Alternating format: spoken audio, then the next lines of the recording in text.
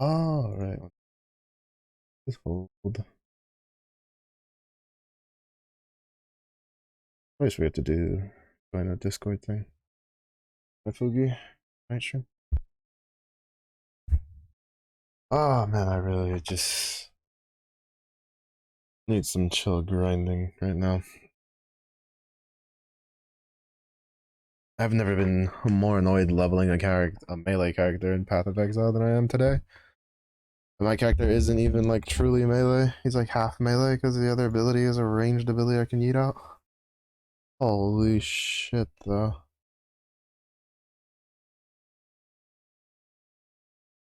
I was trying to get like my character done. He's in the last act. He's in Act 10.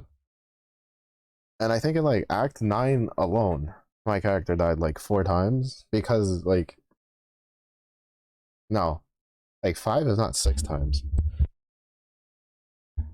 2 of those times were to bosses because there's just 2 bosses in Act 9 that just suck to do as melee. And then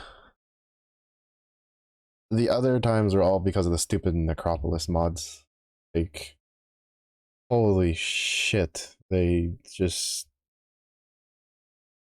I don't know who the hell in the design team went. You know what people love? They love having harder content just shoved down their throat with no option to turn it off while they're leveling.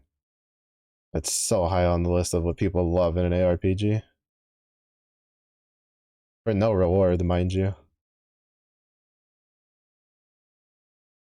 Yeah, we're gonna make a mob that has like 300% crit that runs around and just basically one-shots you because a whole pack of them shoot at you when you're trying to get in melee range to kill them. Oh, but Mello, you can change on the lantern. Doesn't fucking matter. Path of Exile is not designed to get through the story and then wait for 5 minutes at the entrance of a map to sort through just to spend like 2 minutes in the zone that you're running through to get to the next like story point. Like whoever decided that you can't skip, like you can't just turn Necropolis's lantern off at least while leveling. Like, how did they not think that would be a bad idea? At most, while leveling, that lantern should have a one mod. Like one positive mod, one negative mod. And the negative mods and the positive mods should become a very limited pool. Like, this nonsense where you can, like, because the maps then, like my character's a berserker, so he doesn't have a lot of defenses, and stuff like that. And like, it's my first time playing the build, so I'm trying to figure stuff out. And I'm kind of like, not completely like replacing gear as much as I would normally. But at the same point, it's like his gear is good enough. He has almost 4K armor. He's a little low on life though. He's not at 2K life yet. I don't have many life rolls. But his resistances are capped and everything. And like defensively, like he's fine. You know, honestly, compared to a lot of other times I've been melee and gotten to Act 10, like his defenses are pretty good. But like the stupid Necropolis mods that I can't do anything about. I can't turn them off. I can't like I have to, because like the problem is that like if you run into you're like I saw someone on Reddit be like, oh, but you can just like move the mods down to like the low spawning things. You have to stop and physically do that. Like you have to physically like stand there in the entrance. Mind you, the entrance that doesn't give you any sort of invulnerability. So you now need to take the time to clear all the mobs near the entrance to the place. Which, by the way, the aggro range of Path of Exile is kind of ridiculous, and I swear sometimes like mobs, like if you spend too much time in one like point, the game just sends like a bunch of like mobs over to you. Because I've had so many times where I've cleared out an area, being like, all right, I can like look at some stuff now, and I'll look back and I'm almost dead because some mobs that literally were nowhere near me just came out of nowhere. And it's just like it's so annoying.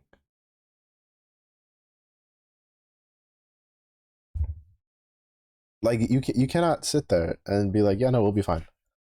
Like the game, like there's nothing in the game for that. Like who, like honestly, whoever sat there and went, yeah, no, this will be fine because players can move the modifiers around. Like just no, you just don't understand how PoE players look at your fucking story. Like at all, you just don't understand.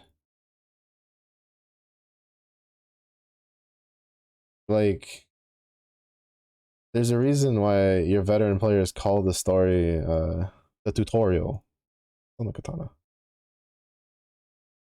because it's basically a tutorial. It's just teaching you how the game works, resistances and stuff like that. Like when you've done it so many times, the last thing you want to do is have something that makes you take longer to get through the tutorial of a game. Oh, I keep forgetting to. It's because I usually only do it in like 1 hour bursts. So it's kind of like for me, like Jesus Christ.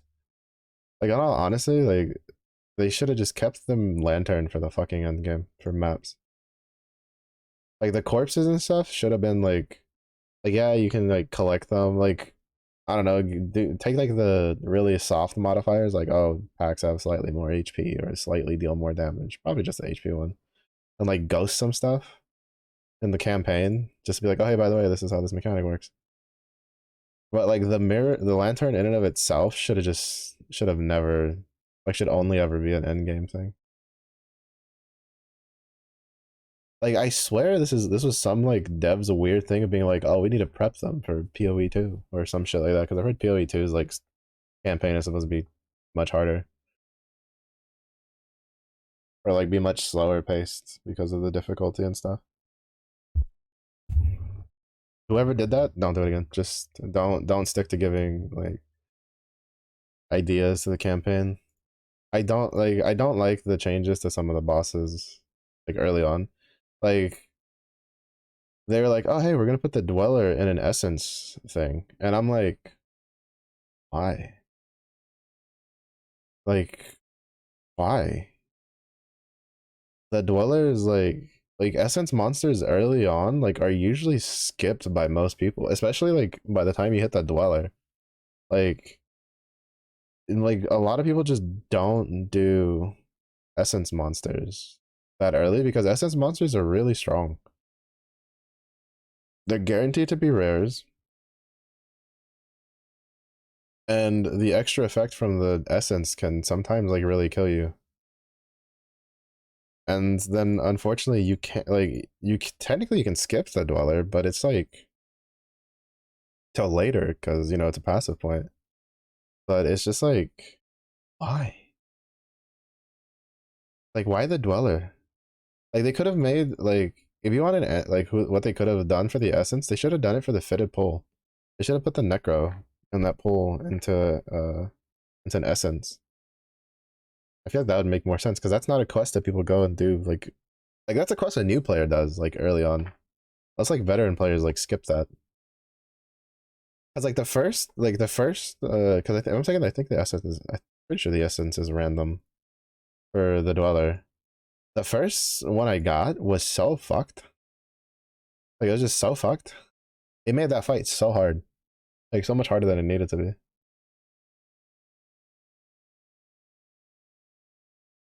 But I think the essence also gives the monster more HP. Remember how that works. But it's just like I don't know. Like yeah, it's like sure, it's kind of cool where you get like the map mechanics and stuff. So it introduces new players to like some of the Atlas stuff before they get there. But like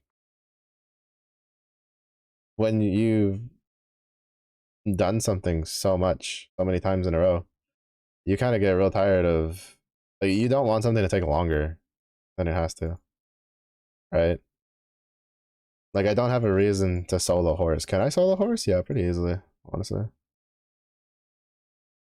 Not really that hard. Should I solo horse? Hell no. Like look how fast this thing's dying now that I opened it. Right? Like why am I gonna make myself take longer? Still not katana. We're trying. Take longer to do something that I can finish incredibly quickly. Is Grim there? I should be doing Grim there for stuff, but I need to get those. I need to get the whatchamacalls them, those like Shiva level raid skip. But it's just like, oh my god. Like the two characters I've played that are melee have had really shitty leveling experiences. Bama didn't have like that bad of a leveling experience. But that's because it's a ranged build, right? It's a ranged build that deletes like packs of mobs like from a distance.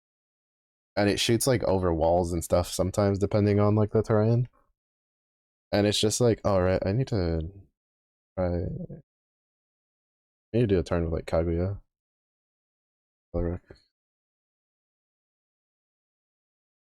Dick suggested it. We can try it out. I still don't think it's gonna let me one turn it.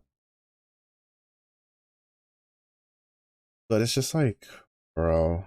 Like I feel like they really, in my opinion, they kind of like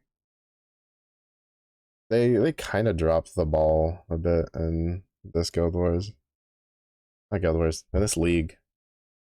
Like between not being able to skip the map, I can't like turn the league off for when you're like leveling through a story, and then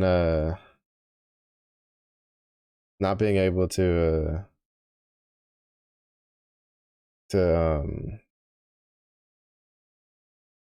yeah, no, we still, how close is it? It's even less damage than if I just uh to like, I mean, not all of it's like kind of like an issue because it's like some of it is just them trying to figure stuff out because they're doing new things. Like apparently there's a lot of people that don't like the scarab changes. I don't think they're that bad, honestly. But I'm also not someone who did a lot of sextant stuff. I uh I predominantly I only ever predominantly did scarabs. So I don't really have an issue with it. Apparently, there's a decent amount of people that don't like that sextants are gone. Because I was looking through the forums earlier. I was looking through the forums. I was rage searching through the forums because of the of how annoyed I was with no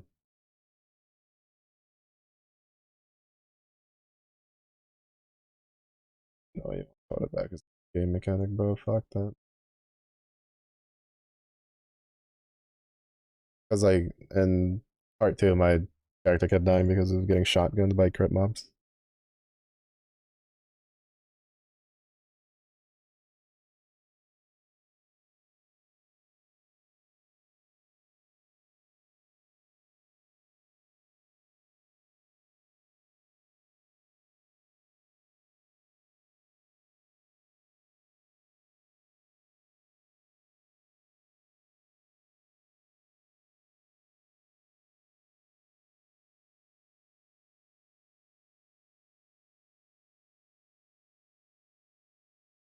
Always kind of annoys me when like you see the button like actually like get clicked, right? The animation for the button to get clicked, but it doesn't get registered that you clicked it still.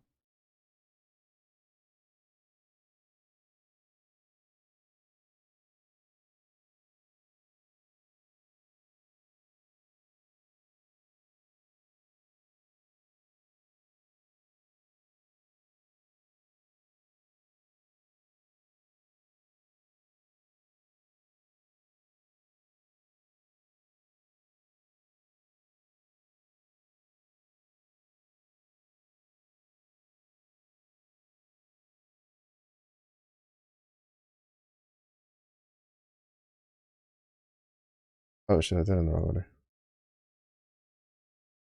I mean, it still dies, so it doesn't matter.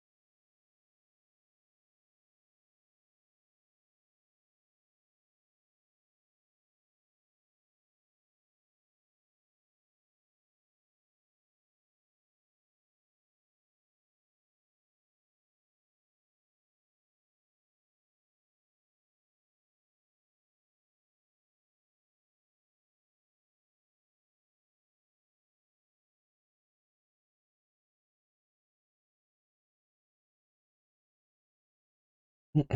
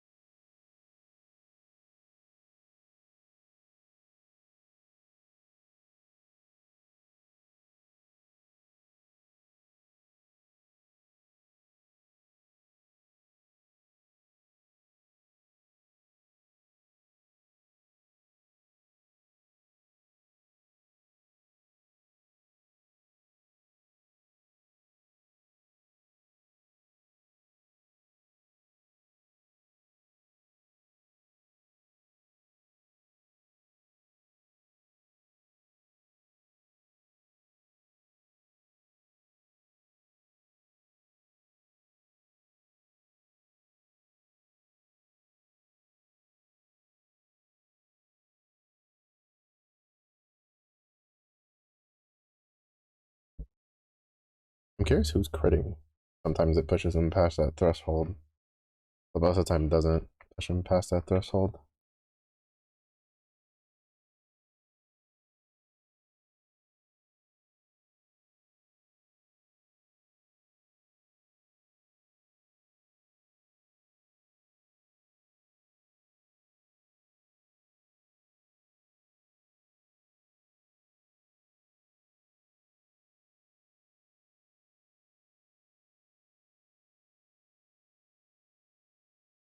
Yeah, so game plan today is you know, do the hour of beating up the boxing rabbit at 90 because we can two turn it. 3 button two turn. And then when strike time pops up, we'll go over and do Nightmare 95 so we can try to get some chests of good fortune.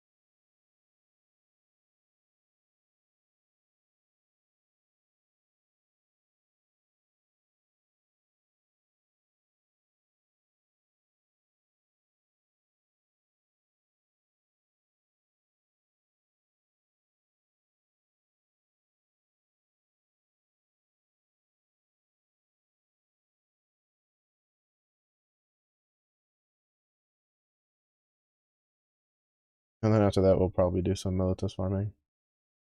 I'll probably do like my daily Baja and then do some more Vohu Militus farm. See if we can get the harp.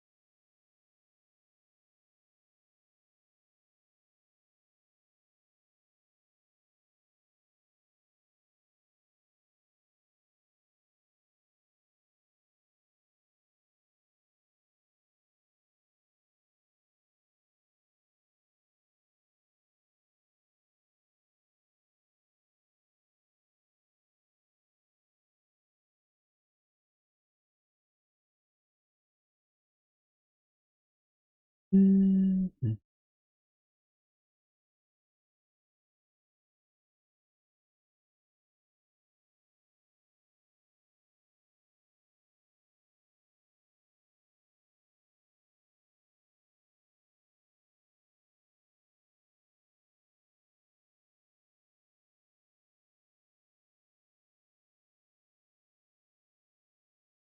Funding.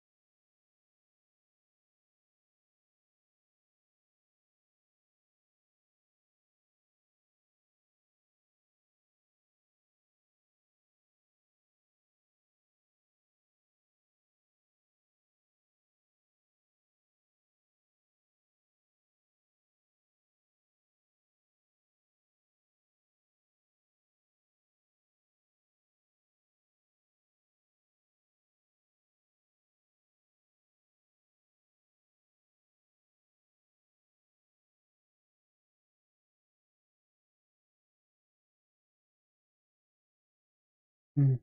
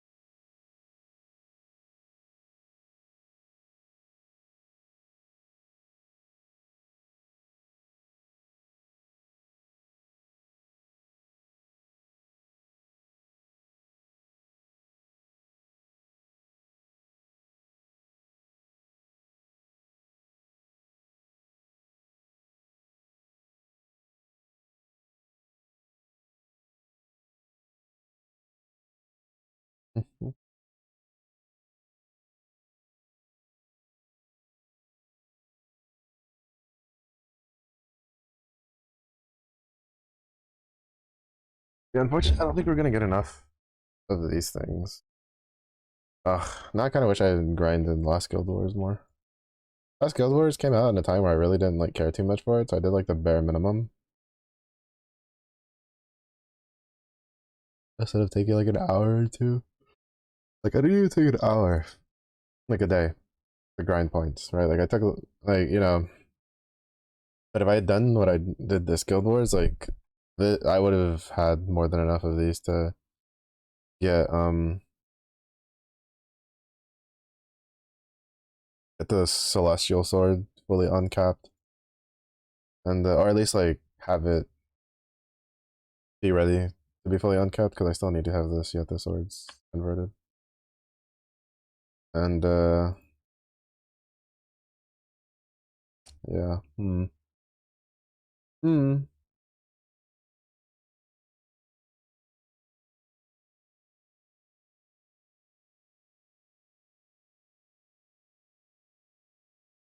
They still need the gold fragments for the sword. So I wouldn't be able to like instantly 4-star it, but I have enough swords to convert and break down. But in this case, I won't be able to do it this Guild Wars. So I'll have to do next Guild Wars, which will delay my 5-starring of Sieta even further. A little unfortunate. But at least the two Guild Wars are pretty close together. Because the next one's in June. The only downside is I can't like just get enough of these things that I need and then swap. Because I'm thinking like the unlimited swap thing was done for the sword. I'm thinking it's Revenant weapon or Revenant weapon. I don't think you can like start with the sword and then swap over to these things.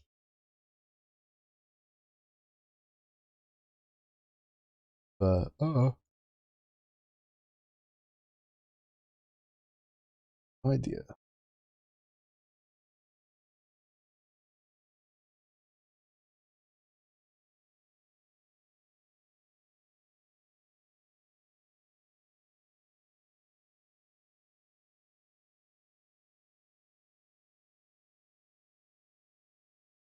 But it'll be fine. Once we're done with Guild Wars, I'll take a little bit of a break. I'll be streaming the other Grand Blue though, because I need to get Vasaraga built. Technically, I need to get Vasaraga and either Fairy or Charlotta build. Probably Fairy, because I think I already had Fairies, like, Masteries all maxed out. And then work on Vasaraga's Terminus weapon. And then after that, probably get that as uncapped as I can get it. And then maybe try to do some Lucilius with, like, randoms. And see how that goes. And then if that doesn't work out, maybe see if I can get a group together with people I know that play Relink to try to kill Lucilius. But most of it's just to get in preparation for the next for the Eternals release. And then we gotta squeeze in some Apex to try to get the breakout challenges done. And then to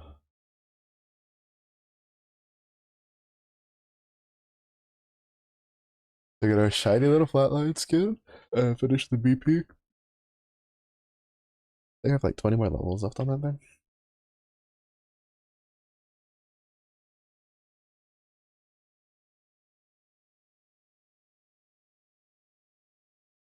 You know, it's kind of funny because it was the other day I was talking with someone where I was just like, I wonder when they're gonna start doing like recolors for adding alt like uh reactive skins to the Apex battle pass. So I was like, they're running out of guns, and so that's gonna happen sooner rather than later because there's no way they can add enough guns fast enough. You know, continuously just make new reactive skins. And then this season we got a recolor, which was for the breakout challenge, which I'm 110% thankful for. But that's a really nice skin for the flatline. I really like the and the colors look really nice. Like I'm not too big of a fan of the white, but like the white with the purple and gold accents is pretty nice. So that's pretty good. And but like the R9, right? It's a new R9 skin.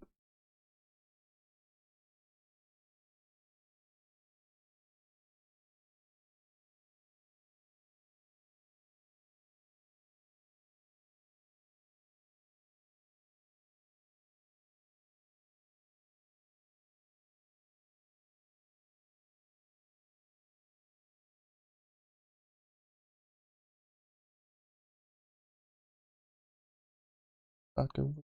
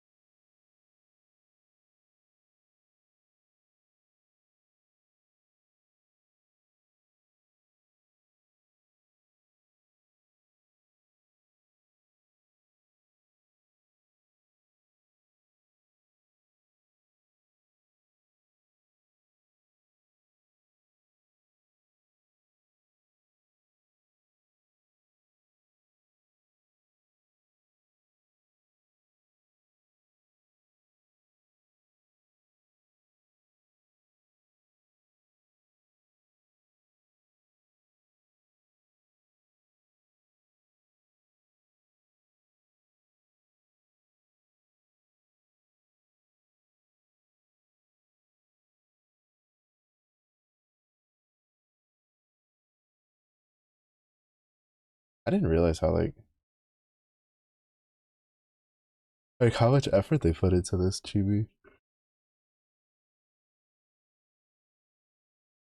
Like instead of just like you know they kind of like mimicked the how the clothes would actually like move. It was legs. Not a lot of games do that when they do the sort of chibi art style. And that skin's like a couple years old, if I remember correctly. I think it was from an event.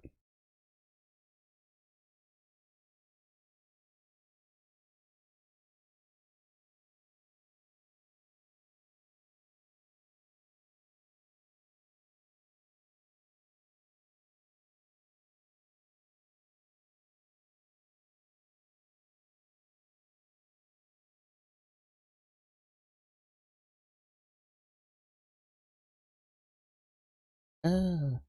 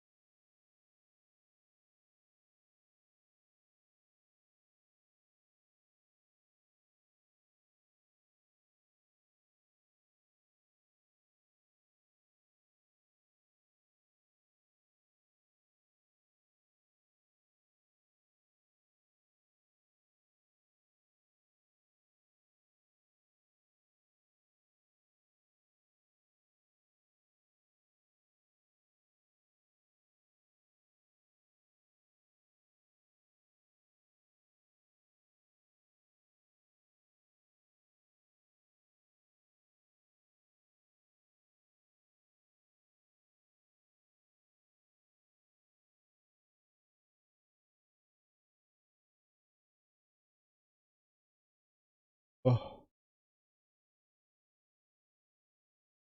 other. Oh, right. I was thinking about trying. I forget that I have light. I think I have a light Luna Loon. Thought about trying her for the Nightmare 95 setup. I don't know if like it's good enough though. I also don't remember if she's sword specialty or not.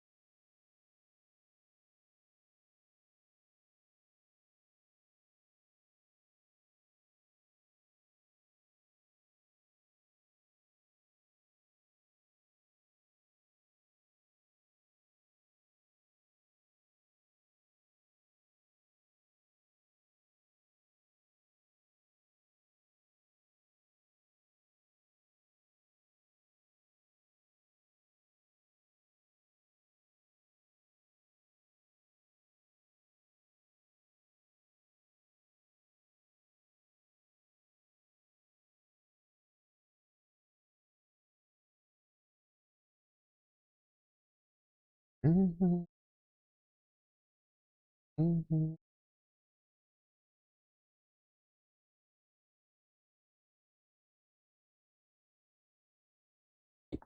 mhm.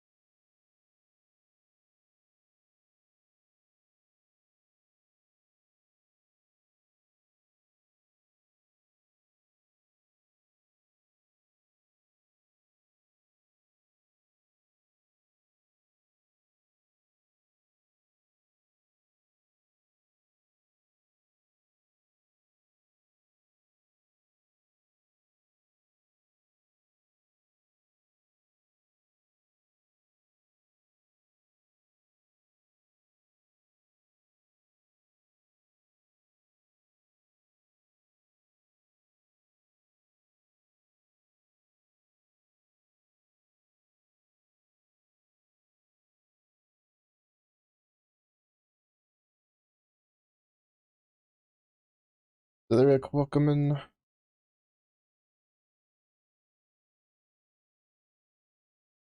How's your grind been going?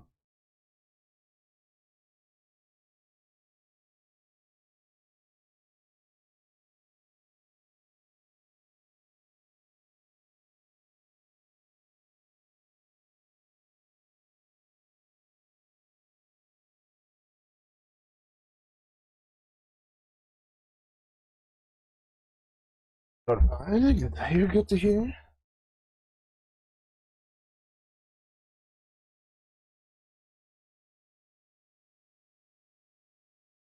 Oh, my brain was already starting to get into the 95 mode. Getting ready. Also, I tried it with a Kaguya summon, and I still had a 2 turn it. I think it's mostly just because I don't have the katanas. Like I think if I had two katanas like uncapped and fully awakened, like I could probably do some setups with like Bubs and Kaguya or just Bubs and Lucifer and stuff like that.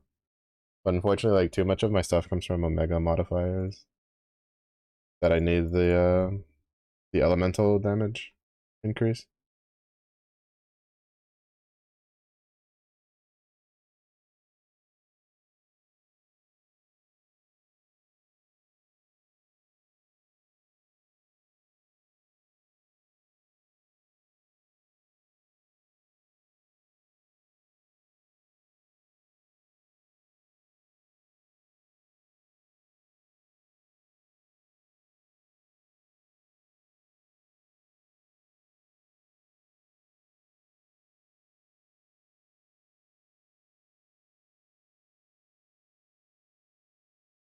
Uh, it's the cringy Vic, but he's the biggest cringy Vic.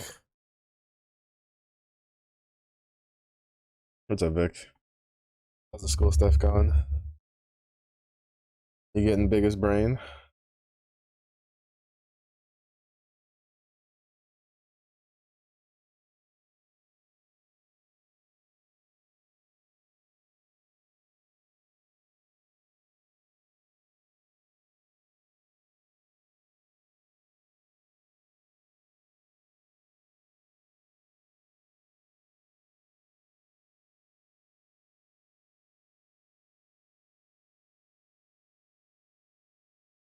College you cringe? I mean, the only reason you're not the king of cringe is because somebody else has that throne.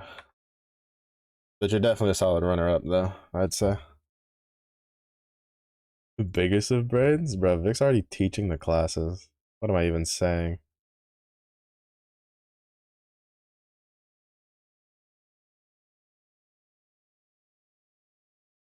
Like, how many times I gotta tell you, stop talking to a mirror when you're typing in chat?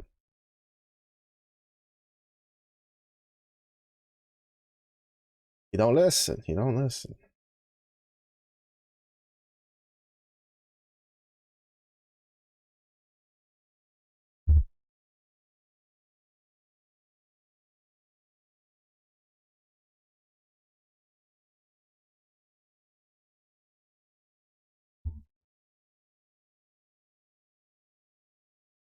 You do type in the mirror. You live in the mirror.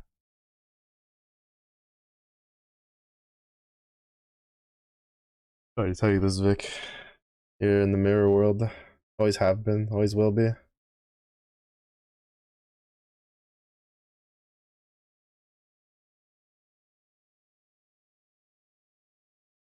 Exactly. You're trying to read it, but the words are backwards, upside down, and to the side. Like, how could you? How can you read that?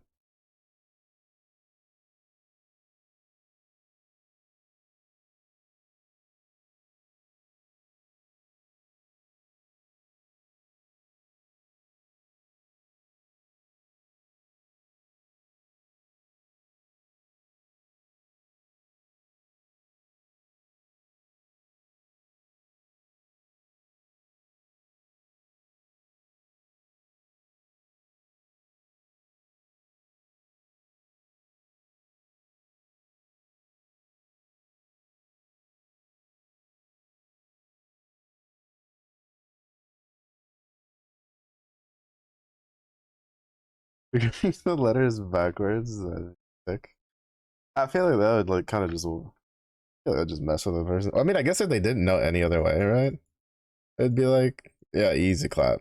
Oh, biggie. They're like, oh, this Sunday walk in the park, baby. But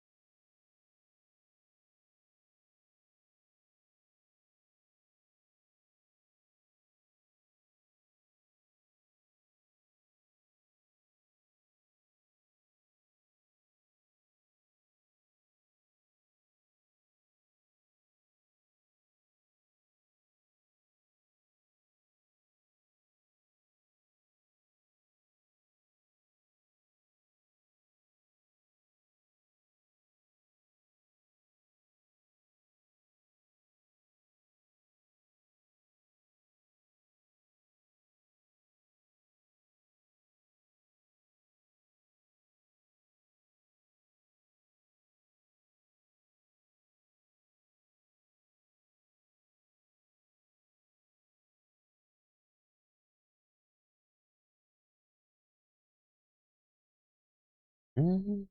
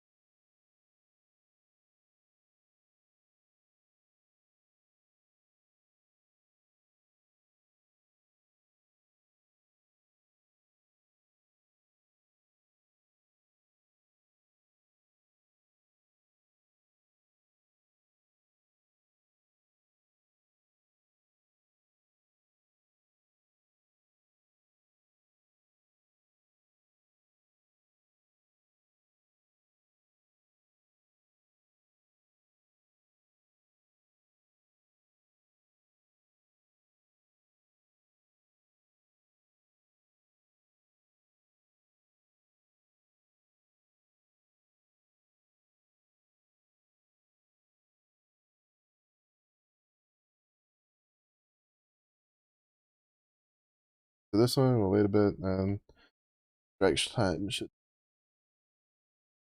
While I wait, I can look. Luna Lucy. I think I have the light version. I feel like I do. I don't think I. If I do, I've definitely never used it before.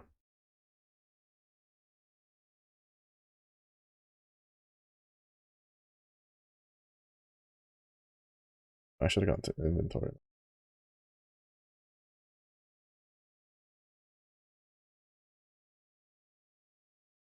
Oh, yeah, there she is.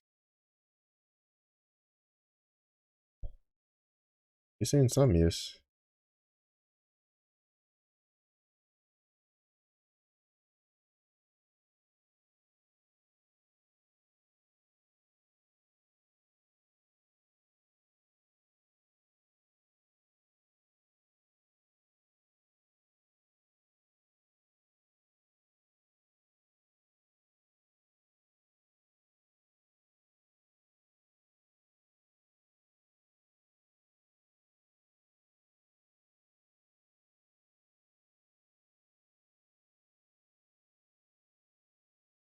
Possibility of precipitation the second.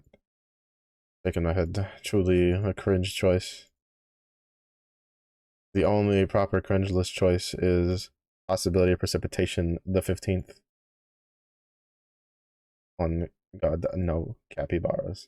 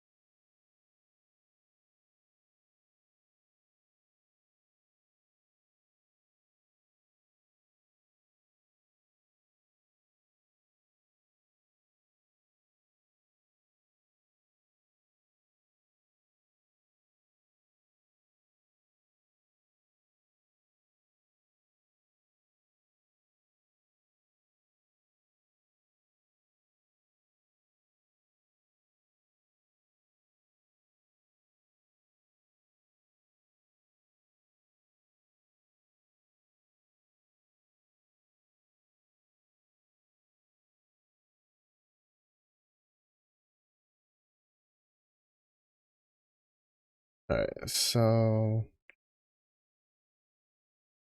where's my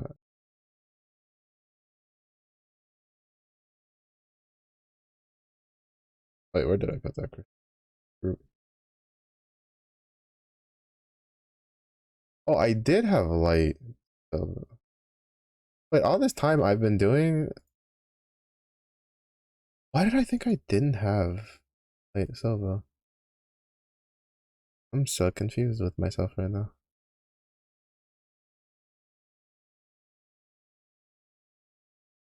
I thought I didn't have Light Sova. So I wasn't putting her in my backlining a little bit more damage. And now I realize I do have her. She's literally in one of my old Ogi comps. See, this is what happens when you have two characters. I don't remember who you.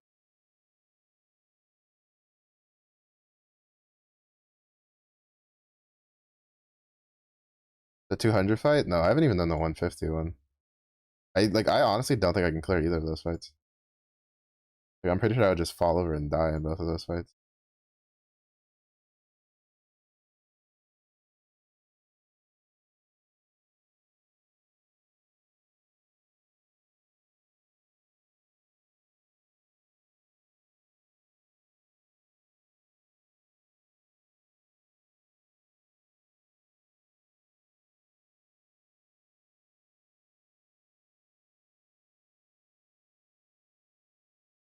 Trying to remember what I did. Return it.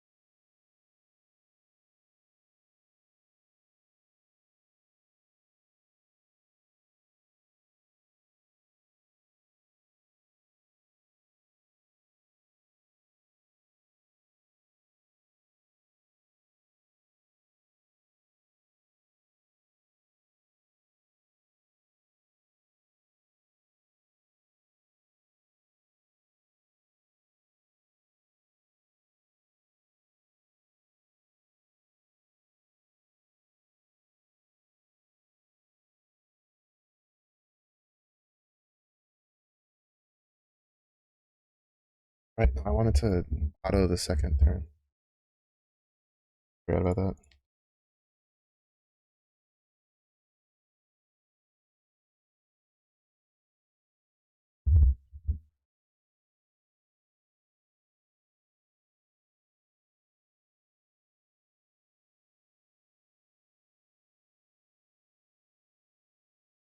That's the okay. Wait, what the? No, I fucked up. All right, no, it definitely has to be.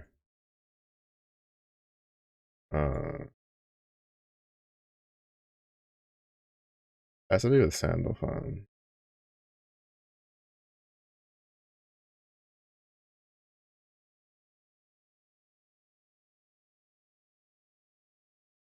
Reduce damage to 15 hit.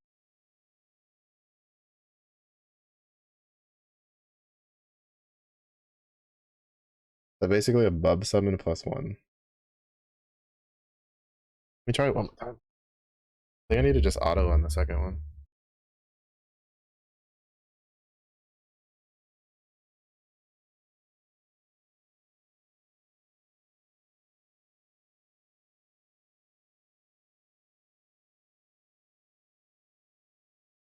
I don't use it very often, so I don't really remember everything.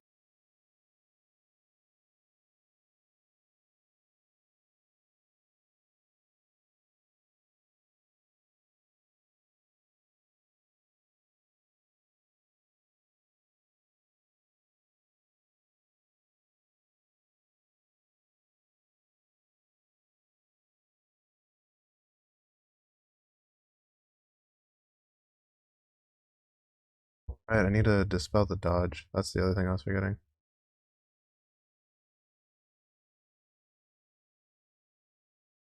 Oh, she got fucked. Oh, but hello, you literally just said 2 seconds ago you have to dispel the thing. And then you don't dispel the thing.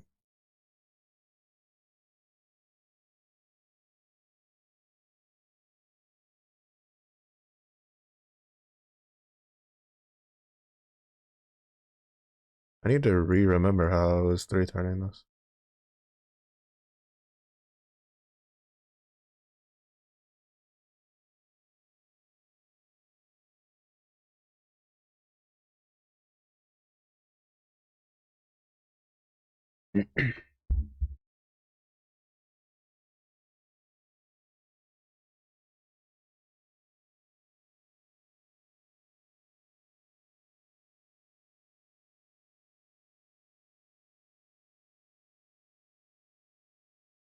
Alright, I don't know the Luna strats. I saw somebody use her, like Luna, with um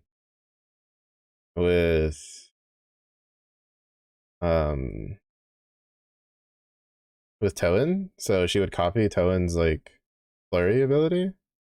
I love it, the level 85 upgrade, and just shit out the match keys. I was like, oh, that's so smart. And so then I was like, wait, I have that. I should try it. I don't think I have the setup for it. Yeah, yeah. And I was like, oh, that's so sick. But yeah, because they copied it and then used her three, so then she's like triple striking with it. It was really good.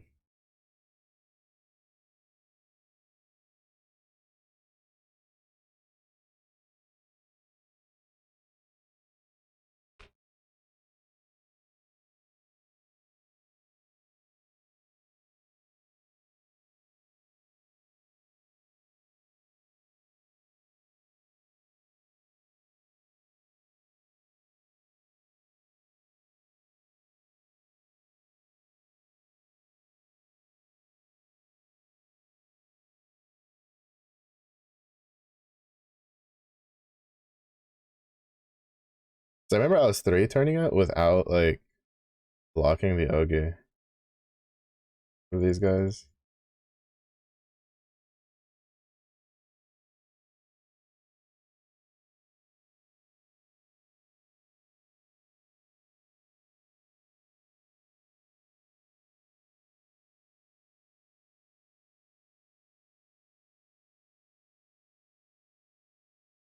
And then I just had to, because I don't think I had to like get rid of the dodge. I had to get rid of. Oh, I had to get rid of the dodge.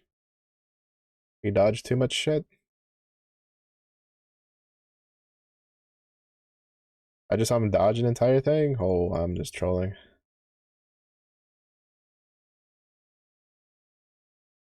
All right, all right. I kind of remember how it works now. I'm pretty sure that's I got it down. I got it down.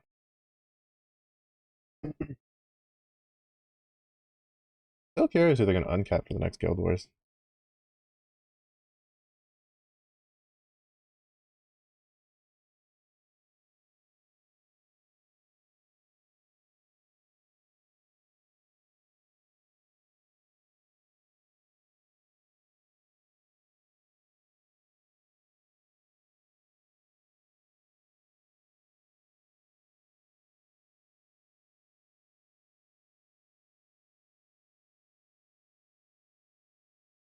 Oh, that's right. I wanted to try a Viking setup.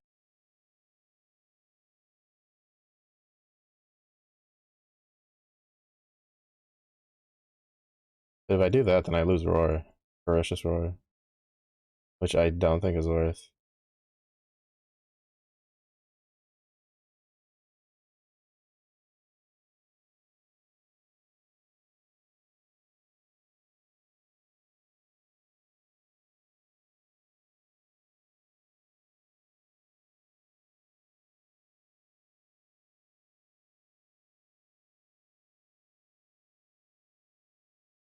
Yeah, this. Wait, how? Wait, what? How is that not enough damage? He had no HP left.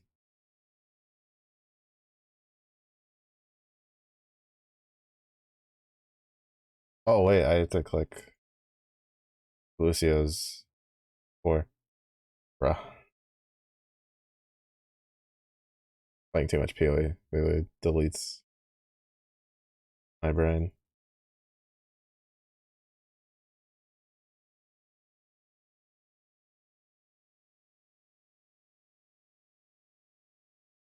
Cause pretty sure Okay, it's just we lose Ferocious Roar.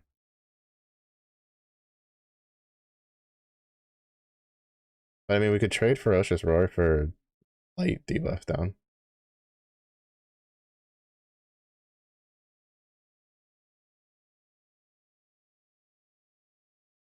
Oh, actually, no, never mind. I can't do Viking. With Viking, I can't guarantee being able to do his. Well, it would mean I'd have to sacrifice his Ogi. Break time Ogi for it.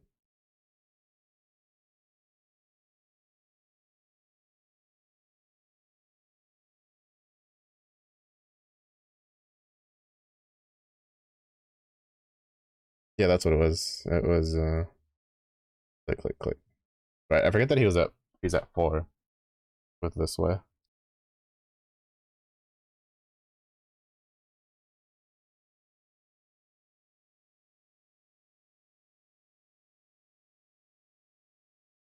Yeah, there we go. All the clicks. All the clicks.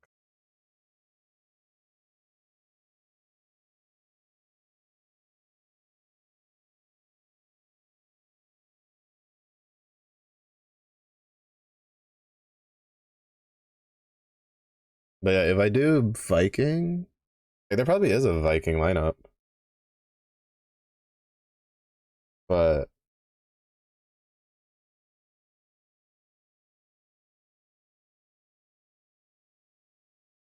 definitely doesn't play around. Well, I mean, technically, actually, no, I don't even need that because the hand stuff lets you guarantee triple attack. Hmm.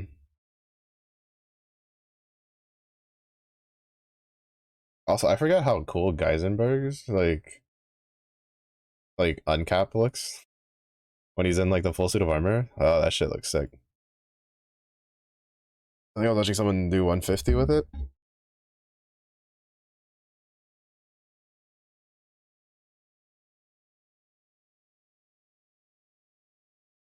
Oh, actually, I think I do. I just want to test it. It's just, but I'm leaving it to the RNG of the dodge. Okay, yeah, no, I have to. Yeah, no, I just. He dodges too much shit. I think last time I was just getting lucky on sometimes without having to click Metatron.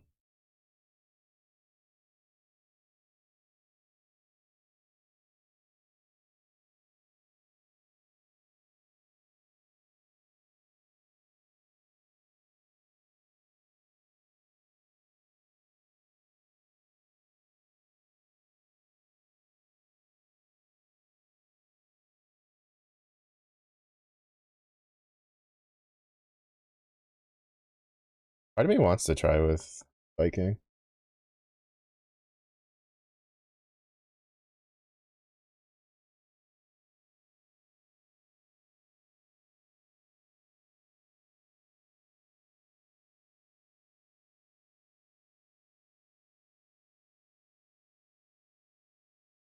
I just will lose on a source of echo unless Yormsberg gives us. I don't know. Wait, does Yormsberg have echo an option?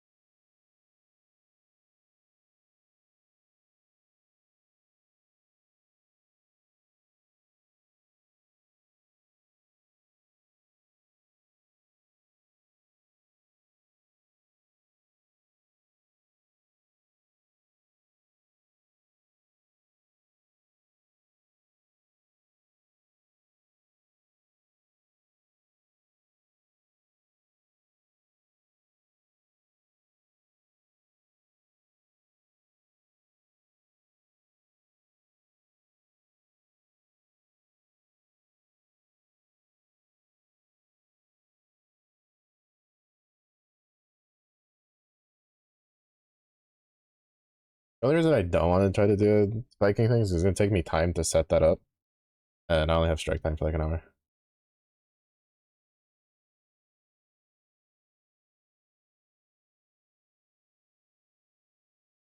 And I know I can 3-turn it with this, so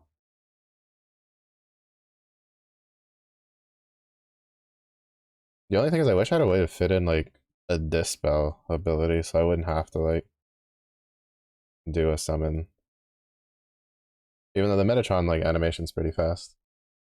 Both of those, he dodged both of those. Holy shit. The rabbit's got some moves. Got Vorpal Soul in him. No.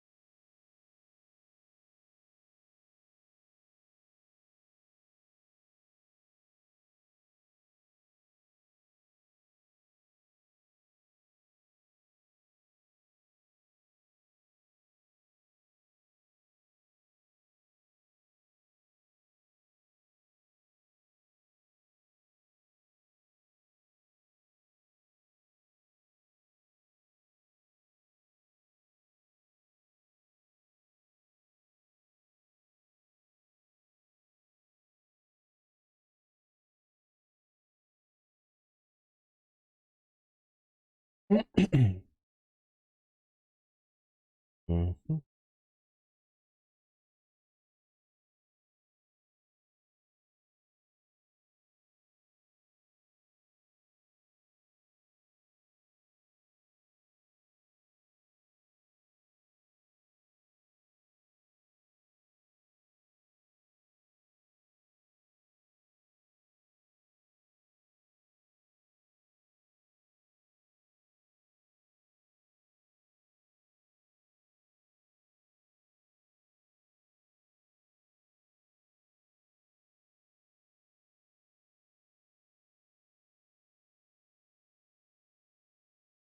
The counters take a way more.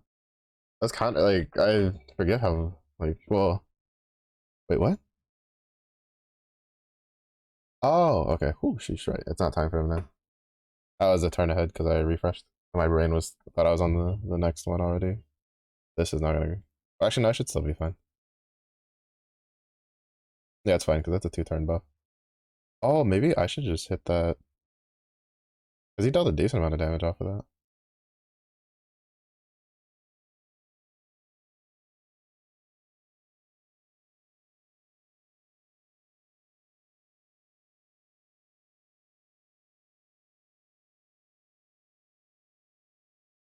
Because then he gets a turn of like a shit ton of fucking echoes. Because he'll have like 3 sources of echoes, which I'm pretty sure all 3 stack.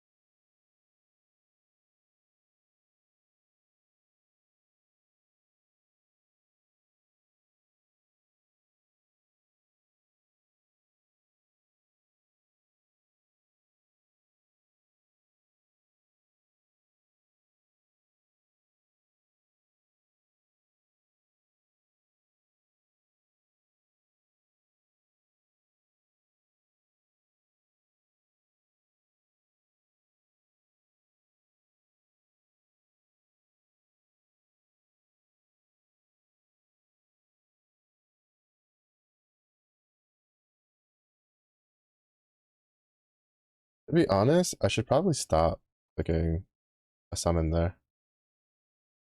I'm pretty sure that summon doesn't do anything for us. One less click. Speeds it up.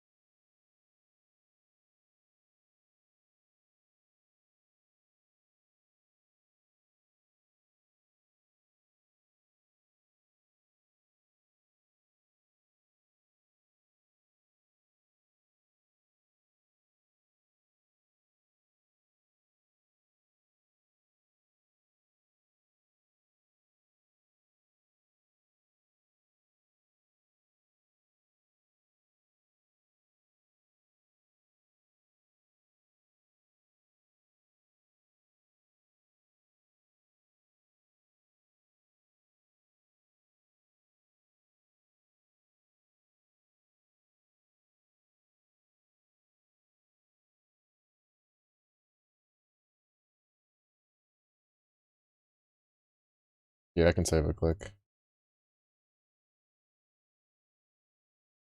I just wish I could get whatchamacallit. Just wish I had a way to like dispel without having to use a summon. Then that would be like 2 clicks.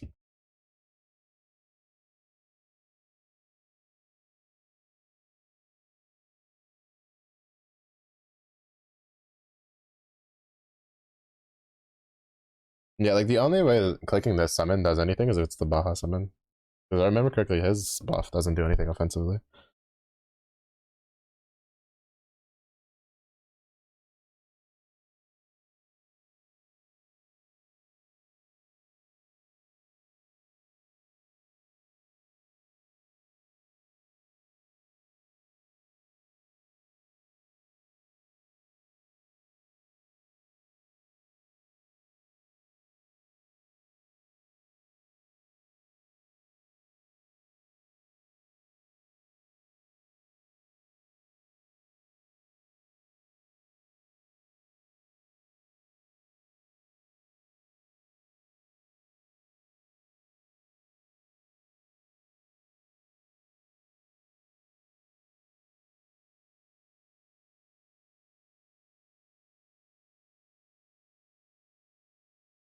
Just that dodge rate is just way too high. He survives with so much HP if I don't do this. Like I go from being able to kill him to he survives with like 8% of his HP if I don't dispel the dodge. Because the damage is there, it's just he dodges all of it. Fucker. This is why we all want to take this rabbit's Nico kneecaps out, bro.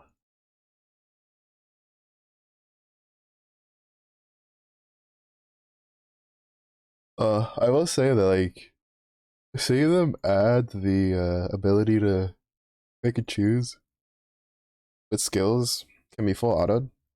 Reminds me a little bit of a game I used to play a lot, like a lot of. Like I'd say the only other gacha game I ever put as much time as I do, or that's even come close, because honestly no gacha game I've ever played comes close to how much time I put into Grand Blue, was a gacha game called Seven Nights. which had a really nifty little like auto system where the way it worked was you were capped to I'm saying you were capped to 4 like abilities per turn, but you could choose which abilities would be used in what order in those turns,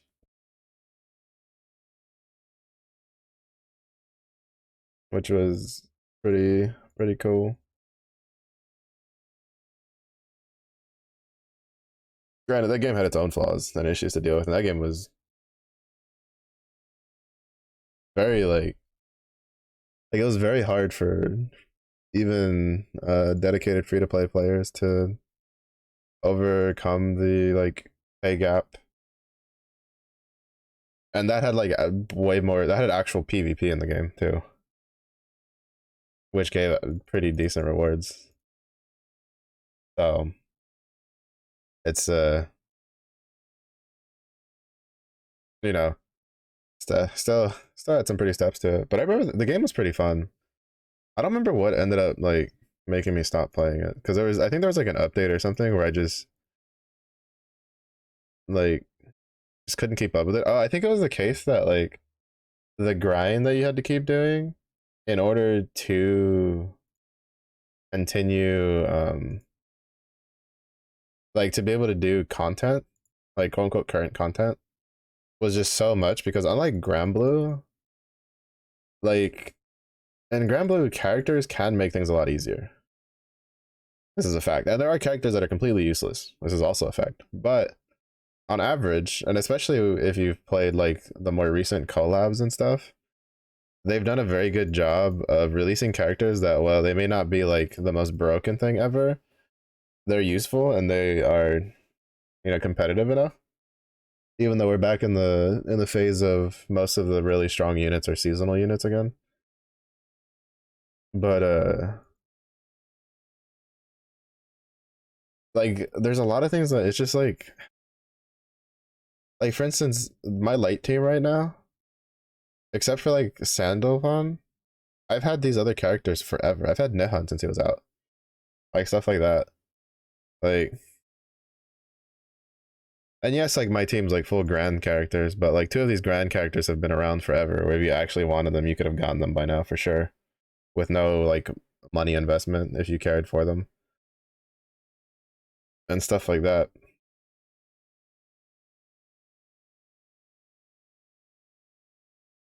And like they've like Lucio could be kind of forgiven in not going for it, specifically because he's been pretty outdated for a while. But like Nehan's been a powerhouse forever. Like he's just really good. So but like stuff like grids and stuff like that don't become like outdated very quickly. Wait, which one is this? Okay. Oh fuck, I didn't give him his echoes. Oopsies. It's a decent amount of damage he missed out on them. That might force me into 4 turns. Oh no, we're still fine.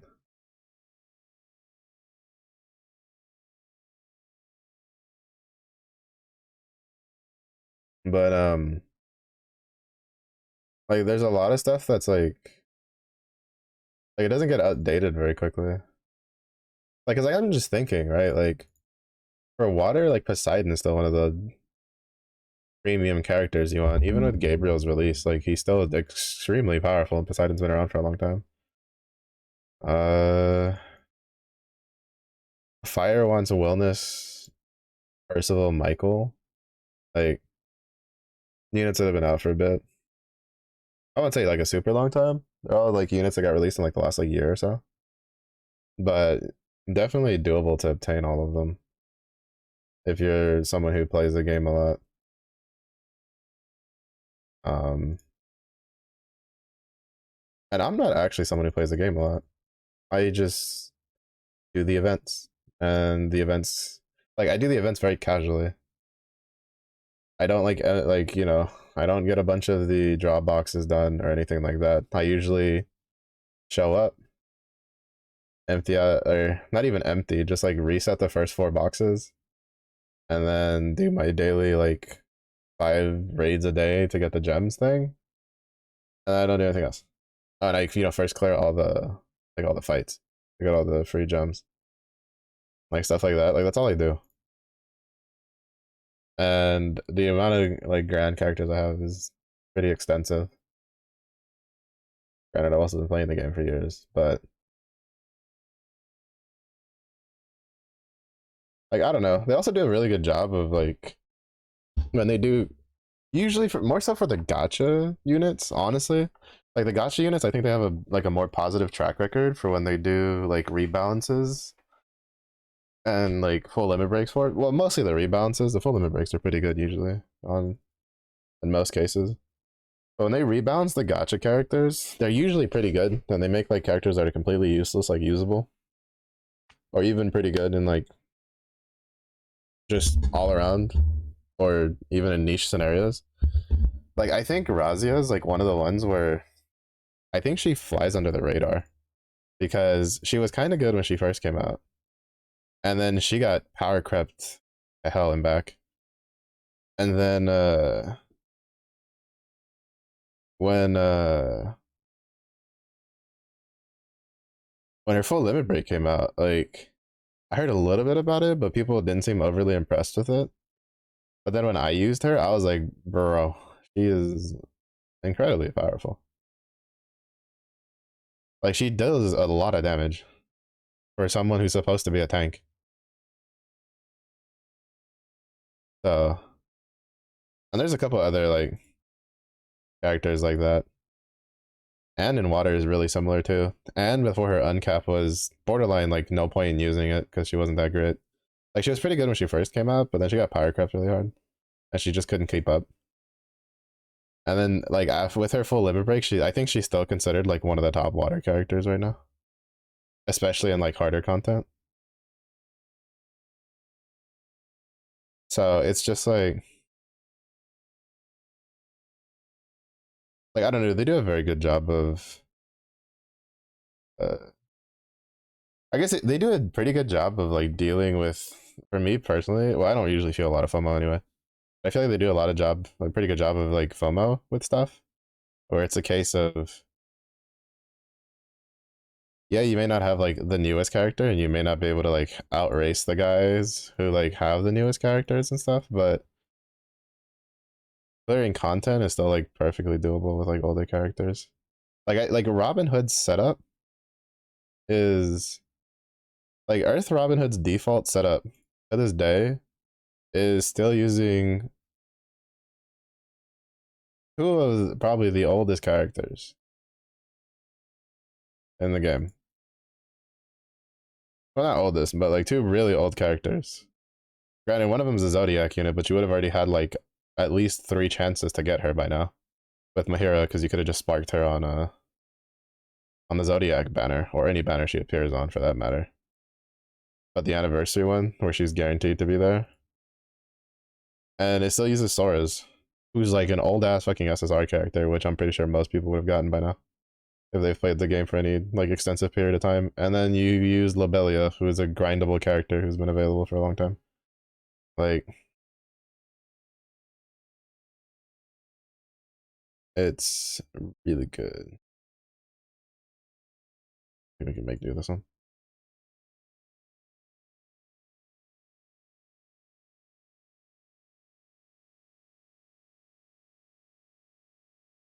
But there's a lot of other gotcha games. I think. Well, I think like most gotcha games in general are much more like. There's obviously power creep in Grand Blue. Like that's I'm not even gonna pretend that there isn't. It's just a lot of it's usually on the back end side of things with the grids,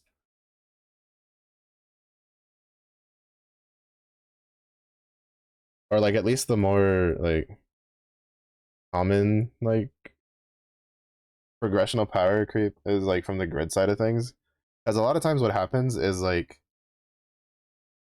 the way Grand Blue does like power creep for their character designs is like after like a year or two of having like a certain style of characters being released and a certain power level, they basically bump it up. And there's usually like a pretty obvious first one. You know, looking at you, Grand Nara.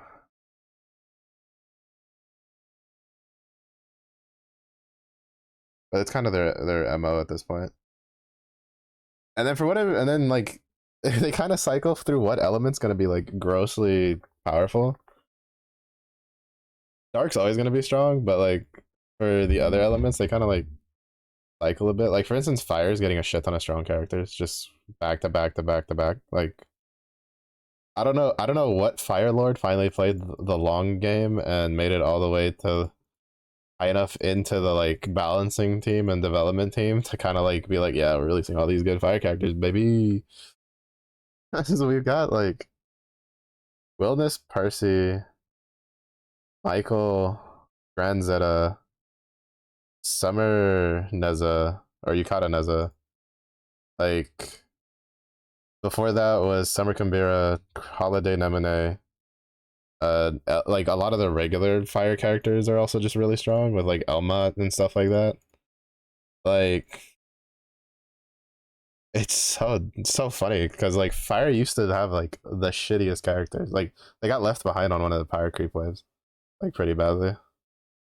And then now it's like top dog. I see so many fire characters in like the non-elemental raids for racing.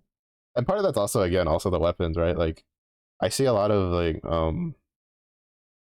whatchamacallit, a lot of street kings and mana divers running around because the main hand dagger is incredibly good from the Ixo, Ifrit, stuff like that. Like incredibly good.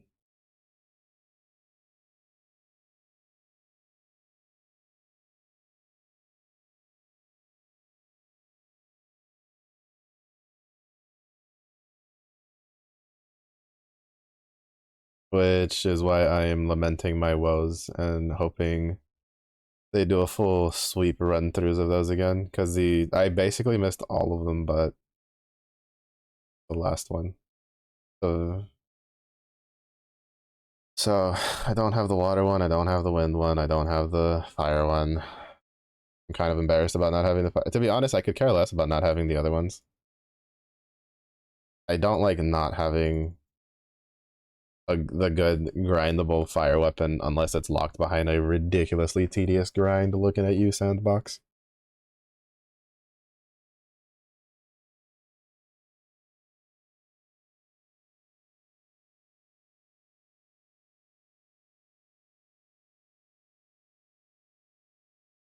Except Sagittarius. Yeah, I missed all of them. Unfortunate. I missed all of them, and then I missed all the proving grounds when they started like rolling out their uncaps and awakenings, and so now I think I have only 2 weapons. Never seen that weapon used for anything. I think the only thing I've seen it like referenced is in the quote unquote imposter grids, right? So basically, you know, the dark grids where you use a different element main hand. I think that's the only one I've seen for like Nighthound setups.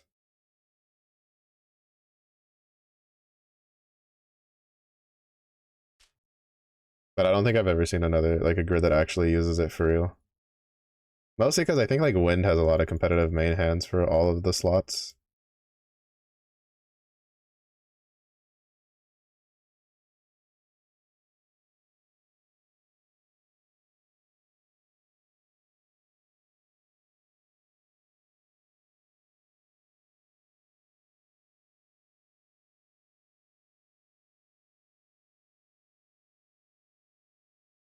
Because it's kind of like, well, not necessarily I say all the slots, but I feel like the bow classes for Wind usually aren't that great.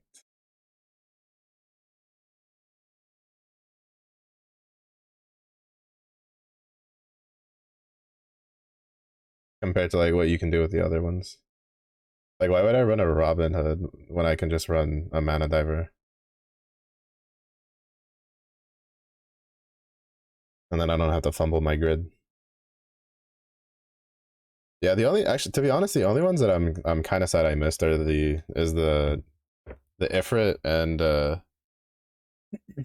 Bohu ones because well Ifrit because that main hand is disgusting, but like I'm kind of like fucked on some of my setups for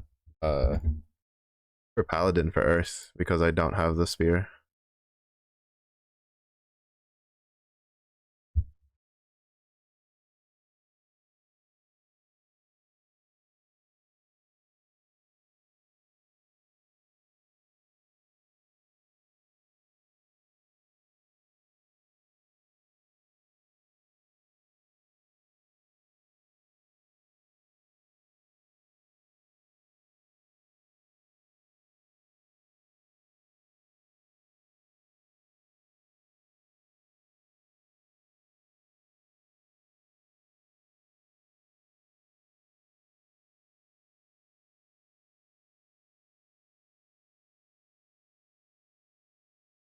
But I think we're still missing Diablos, yeah,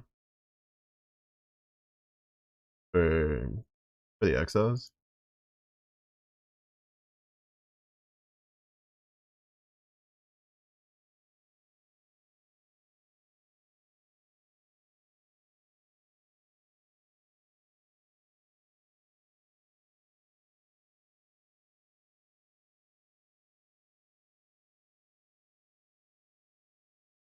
Then I imagine we might get that next month then. Because assuming that the next Guild Wars is probably going to be Dark favored, it would make sense that, and that's in June, it would make sense that in May we get the Exo Diablos leading into it.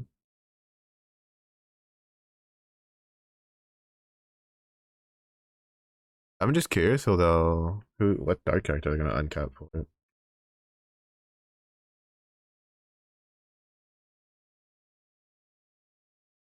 And whether or not I'll have the character.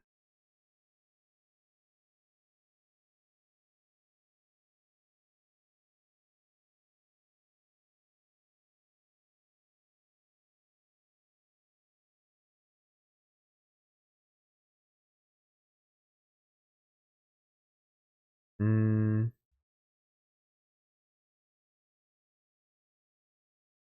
Alongside Lucio, I'd be down. I'd be down with it.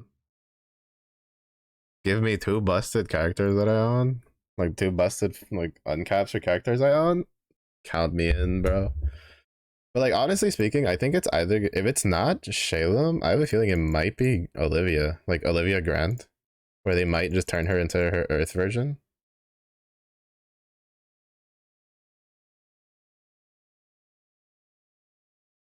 Because like if I'm looking at, because like I'm looking at the Grand versions, right? And I think the only ones that kind of really pop out to me as ones that are pretty good potential is one Shalem because they could use it as a second follow up for the story, but usually they don't follow up story like that often back to back.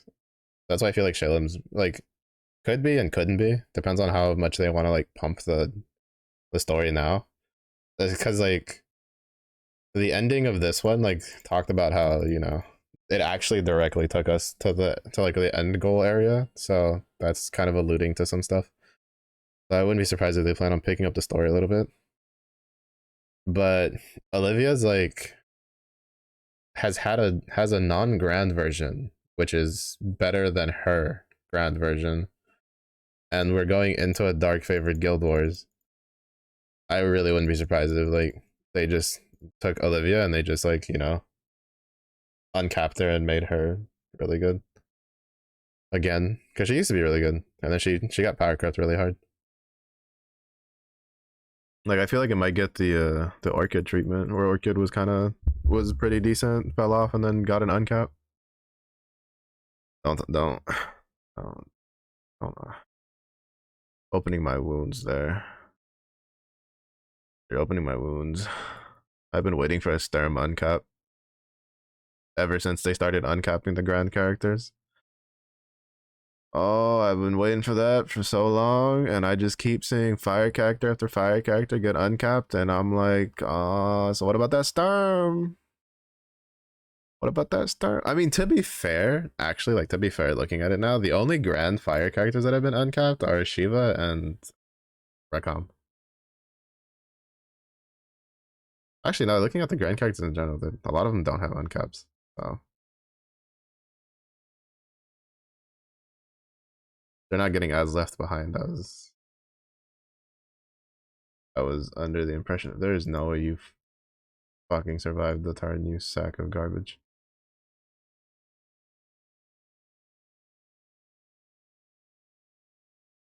Drang, don't really care. I only have his like regular fire version. I don't have. He's one of the grand characters I don't have. But Sturm, bro, my girl needs that uncap, bro. Needs that uncap, and I need it to be nutty. I need her casting her one like 4 times when she dodges or some dumb shit like that. But yeah, I feel like because like the only other real option I feel for the grand characters for Dark for uncap is Lich, who's still oppressively overpowered. Well, not overpowered, but oppressively like strong and Dark. Probably won't be like not strong anytime soon. Or Ray, who is kind of whatever. In all honesty, like I'd rather just not have Ray be the uncap. I have Ray. I don't know. Just don't want her to be the uncap. And then I don't think they ever plan on uncapping Zoe Grand, who used to be Summer Zoe, but then they made her Grand because they were like, well, this way everybody can get her. But then, by the way, we're also gonna like make it where she's basically useless because that is gonna just shift horrendously.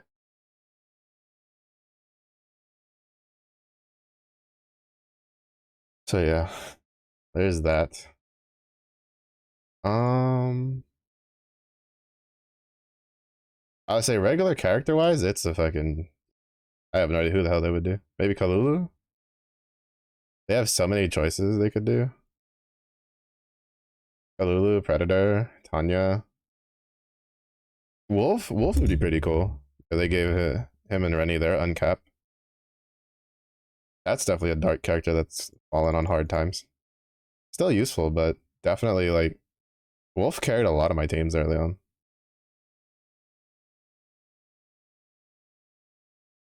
Service goes at the same time? Probably. I have no idea. That or make it where like when she uses the like make it when yeah, I don't fucking know. That's why I'm hoping that they don't do it because like I feel like anything they do for Ray is just gonna be kind of shit. And everybody's gonna be like, oh cool. Push 2. Like do what they normally do anyway. Because I don't think I've seen Ray used in any actual scenario that's not just the 2. Triple I don't I feel like if they actually like upgraded it, they'd probably make it like quad strike. Just because it's a grand character. I think like they'd probably like just actually straight up like do like probably do like a multi-stage one, right? It starts like 4, then it goes to 3, and then it goes to 2, and then it like just like stabilizes at double strike after X number of turns pass. Or some weird shit like that. Like make it like a unique buff that like peters off until it's like stays at double strike. Something like that is what they could do. It's just I would rather have it be a more active like member of my party than just that. Than just a character that buffs another character.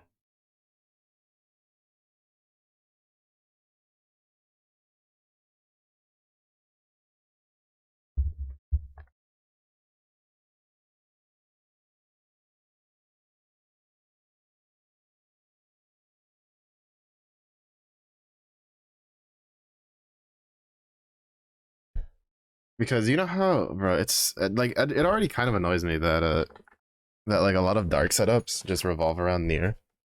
You just sack a frontline character to bring Nier in.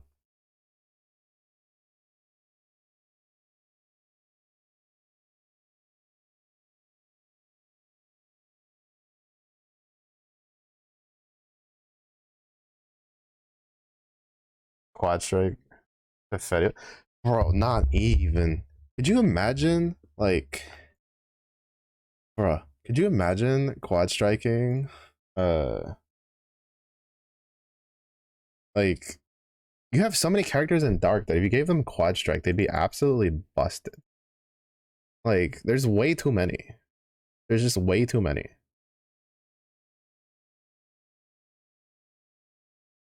It's just like Like what?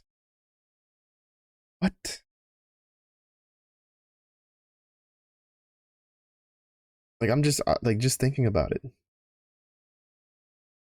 Bro, you give quad strike to fucking like Yukata Ilsa with her like crit buff, with her double like damage instance shenanigans. Like no, no, no. Never mind. I take it back. No, I don't need that in my life.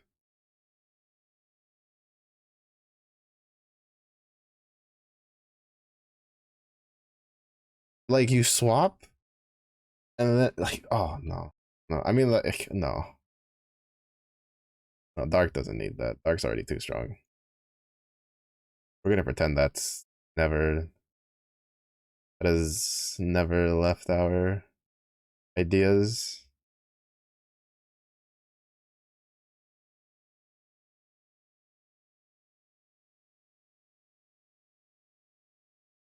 Oh, plot twist. They uncap Freezy and make her actually useful.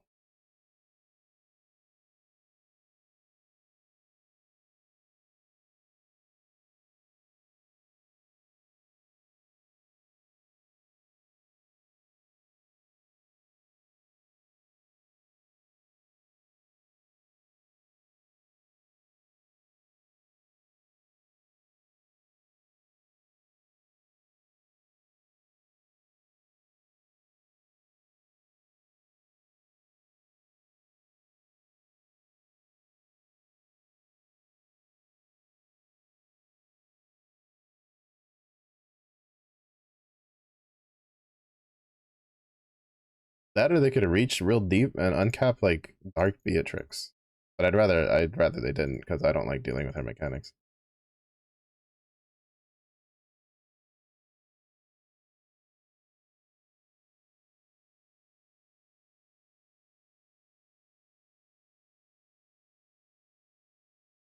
I mean, there are a couple like standard dark characters they could mess around with depending on what they wanted to do.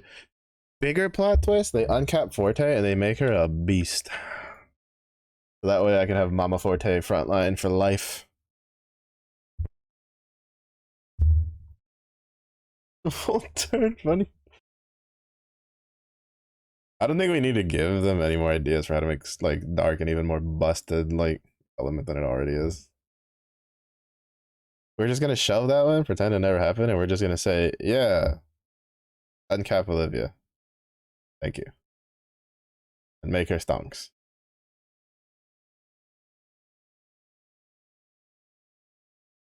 Now, like to be honest, like if I'm honest, I would rather they like buffed another character that could do Fediel's job without it being Fediel. You know, provide some sort of like team survivability that's really good. I don't know. I just it's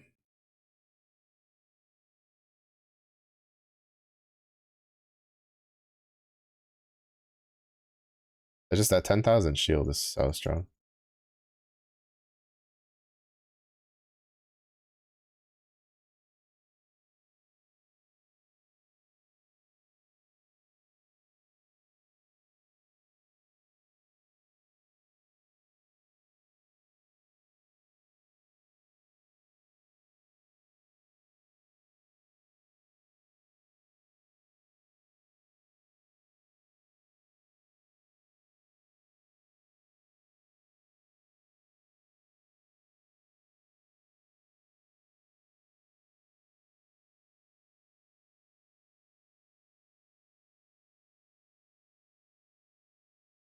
Again,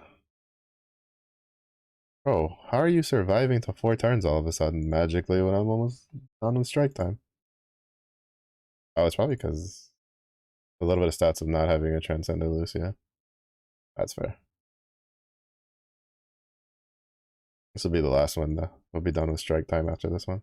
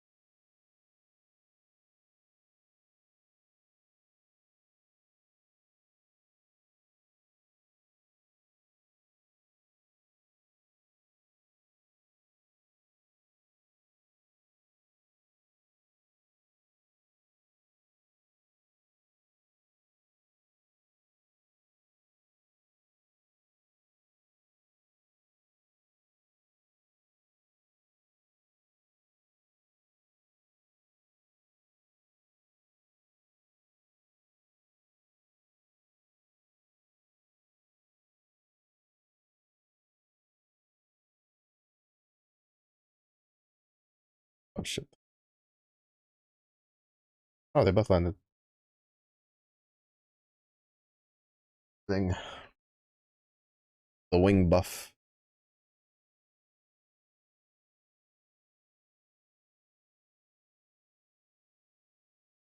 Alright, time to see our spoils.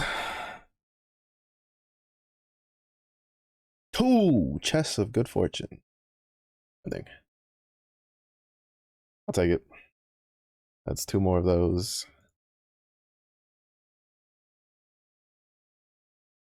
Got some draw tickets. Uh yeah, I think tomorrow. As long as they do tomorrow night's grind, I can get that. Right. Yeah, yeah. Yeah. Never back down, never what? That's cool. But I should be all good, yeah. Yeah. 49. Yeah. I think the split one is the way to go. Yeah, we're only a little bit off from this one. I am 5 tokens off. 1 second, please hold.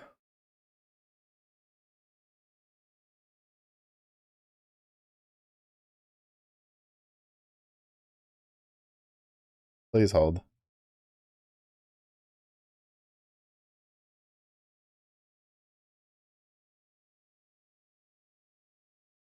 I'm not about to like sit there and do like all that just to leave 1,995 tokens till tomorrow. I do need to do more meat farming though. That is a problem. I started with 1,200 and I have 500 something left. Like I need at least another 200. I don't know. If anything, I might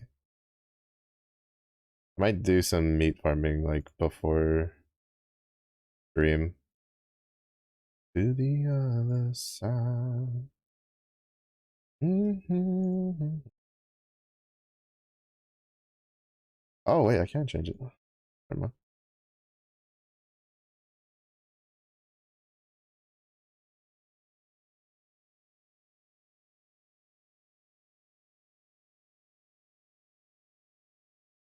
I guess I should try to do some Agatia stuff to see if I can get some of those grids set up for dark favorites, Guild Wars.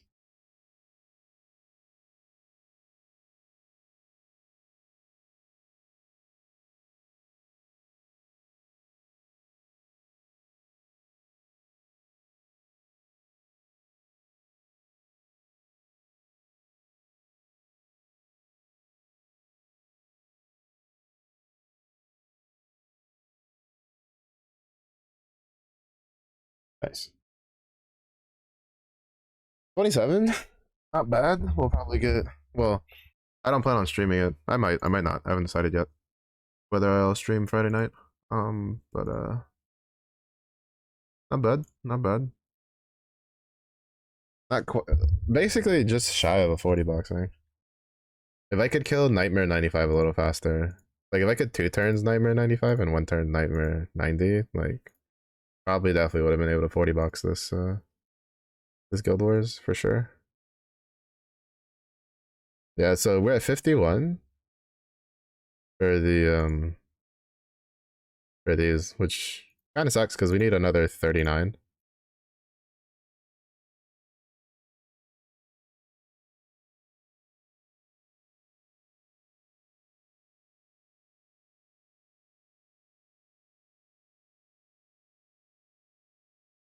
We would need 39 in order to have enough to then go do the swords breakdown to then make the 4-star sword.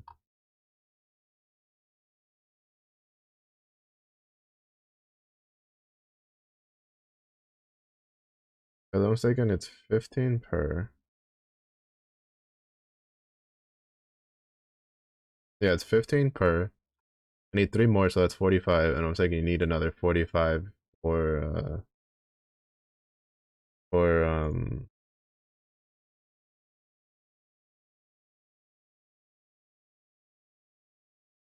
Another 45 to get it to 4-star. Yeah, you need another 45, and then you need 20 of the fragments. Which I have 4 swords. I can just sack for that anyway. It's fine. So yeah.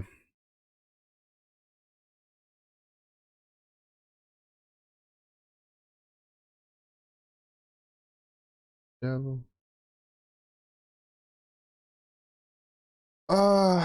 Let's see. What my dog?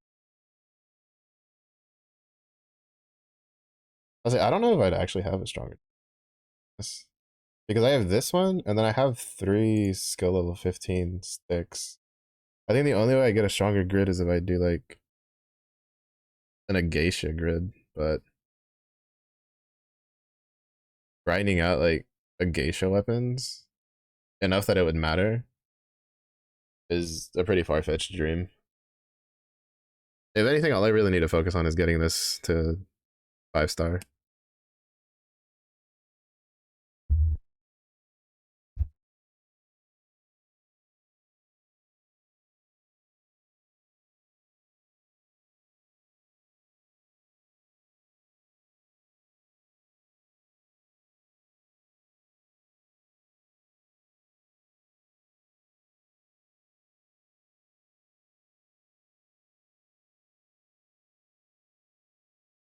Dark Primal? I'm not even close. Not happening. Sasuke Dancho, please. Hello. How is your early day going so far? You know, the most primal I'll get is these two. That's it. I can't afford it. I don't even have enough Hades to get it to like 4-star. Meanwhile, I have a transcended Agni. Eh, eh. Ah, good morning. You know, I thought about saying good morning, but I didn't know how early of a riser you are. Because you know, some people they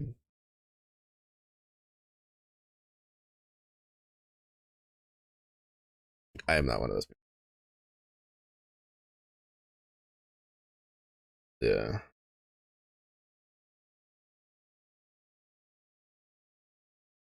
Yeah, I had a random Agni just chilling in my mailbox, and I was like, oh hey.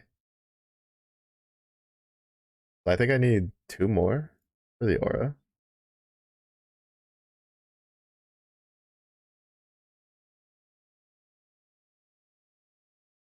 You just glad you asked. You just need to get a handy dandy duplicate and reduce it for the anima. Each one of these costs 1. So technically you need 1, 2, 3, 4, 5. You would need 5 more. Like I would need 5 more Agnis to finish uncapping this. Or for I think it's like 30 gold moons, you can buy the Optimus Globe and use that. But yeah, it requires Agni Animas, which are from reducing the summon. But you know, for the price of a for the price of a whole Sierra pick ticket, you can Optimus Globe it, uncap it. Or I think you can get it with Valor badges too. I mistake. Like once every once in a while, if I remember correct. I'm not tripping. Oh, never mind, wrong globe. Wait, no, is that the globe? Nope, wrong globe.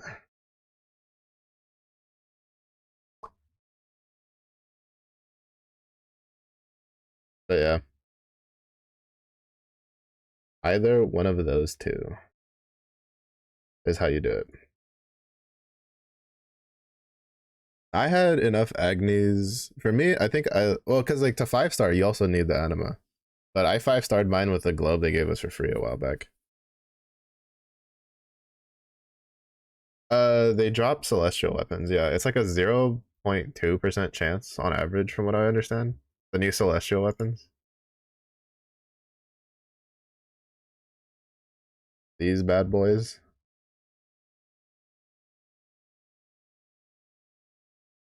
So there's 2 ways to get it. You can either get them by RNG, kind of like the Revenant weapons, where you can RNG one as a drop from technically any raid, yeah, but it seems that Nightmare 90 is the best one to do because you can do it the fastest. So everybody just grinds 90 if they're going for the celestial weapons. I will say, like, again, kind of be warned. From what I've been seeing on the Twitters, people will do like 20,000 meets and they'll get like 4. So it's a pretty low drop rate. It's a pretty low drop rate. So unless you get like pretty lucky. Like I've done only like I don't do much like hardcore guild war grinding. So in this guild war, I think I've used like probably close to like 18,000 meat or 1,800, not 18,000, probably 18,000. I'd be dead on the floor. 1,800, and I haven't seen a single one drop yet. Granted, I did Nightmare 95 grinding on the first day. Yesterday, I did a full Nightmare 90 grindy for 2 hours, and then today I split it half and half with 90 for an hour. The dark one? Well, the weapons aren't elemental locked. They're elemental themed because they're based off of the Eternals, right? So Getha's sword, Neo's harp, Six's gloves, but they're non-boosted auras.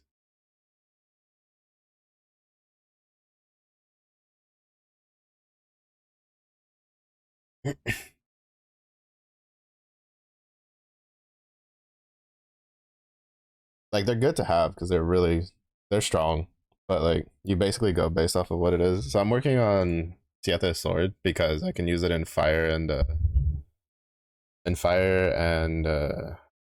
dark. No, not dark. Light, right? Even though I think for light it's a little iffy when you use it.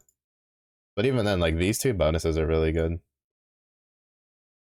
Like these two, like I've seen a lot of grids that don't use like swords use this for the two other bonuses. But you can either get them like that, or you can choose your box, right? Like if you have all the Eternals, you know you can choose like extra stuff for your box reward. You can choose that for your box, and then you can also get these chests of good fortune, which drop from Nightmare 95 and above, and are some rewards for some of the missions. Like this one and this one give it that is guaranteed to give you one of these crystals. And so you need 15 apiece, and there's 4 in the shop, so you need 60.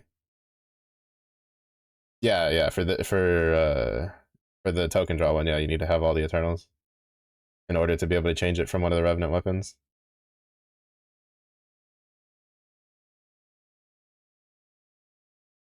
But the chests, so I'm saying, just they drop regardless. Like you can get those, so you can at least guarantee getting a handful of those. And then if you somehow get lucky and get a celestial weapon, but say it's not the one you're building towards, like say you're building towards the glove and it drops you like the harp, you can reduce the harp for 15. Like you get the full value of it back. And then you can use it to just keep getting stuff for the gloves. It's pretty pricey though to finish it out. Like if you have to buy the full thing, because you need 60 for all 4 of the shop ones if you don't get lucky. And then you need another 45, and you need 20 gold fragments for the weapon of the respective weapon to get it to 4-star. So it takes a little bit. It takes a little bit. Like I'll be able to, like I could have had this fully done this Guild Wars if I hadn't been extremely lazy last Guild Wars. Because I would have had enough. But I was really lazy last Guild Wars and I just didn't do it enough. So I'll have to wait till next Guild Wars to get it. And even then, by then, like, so they're releasing it like via elements, right? So the favorite element is the like element of the weapon, right? So first one was wind favored bosses, so we got the wind character one. Second one is dark favored bosses. We have Six's glove, and then so we're assuming that the next one is light bosses, so it should be Tailwind's bow and Funfu's staff should be next. And we're also supposed to be getting the Magna 3s for Dark and Fire in May. So I'm probably just gonna save up all my stuff and then see whatever we get. We're assuming Dark favored. We're assuming. They haven't announced the actual element yet, and it wouldn't be the first time side games. So it's like, how about no? When it comes to Guild Wars boss elements, because it is summer, so because it's supposed to be in June is the next Guild Wars. So who knows if they'll like randomly change it? But we're guessing. But yeah. But my current plan is I want to build the sword and then I want to save up to get all of the axe whenever the axe one drops. Because well, um yeah, I don't think like fire axe is not gonna go anywhere like anytime soon. So it'd be really nice to have another axe you can use in this grid to have 4 axes. Because technically, if I was actually like tryharding, this would be an Ultima axe. But the only Ultima weapons I have are the freebie ones they've given us because that's a grind I haven't done yet, and I need to do it. And I'll probably do an Ultima axe next. But that's after I finish 5-starring my Baja sword and uncapping my Dark Opus for Dark.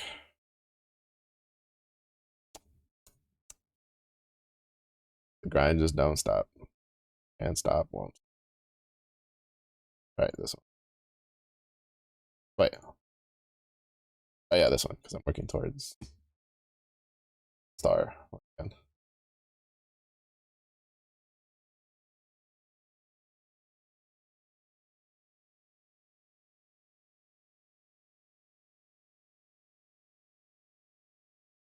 You had 2 uni harps, but you only have 1. Imagine having any at all. Be me, but not be me. Honestly, you know what this Dancha did to me. You know what this Dancha does to me, right? This Dancho, I decided to share my pain for when Chev Aura gave me the regular Chev gun as a drop. And that's because, like, you know what? I'm just gonna wander on over and just YOLO try it myself and see what I get. And then just sends me back a picture of getting the actual like proper gun from it. And then was like, you know what? Let me do it a couple more times. Who knows? Maybe I get a couple more. And I was in shambles and devastated that my fellow Dancho would do this to me. An actual Shamblaskis.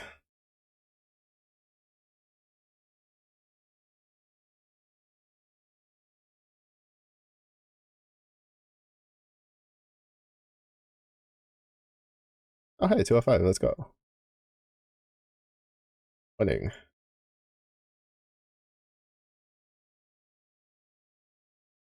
True. True. Waves my grand Sandalphon in the air.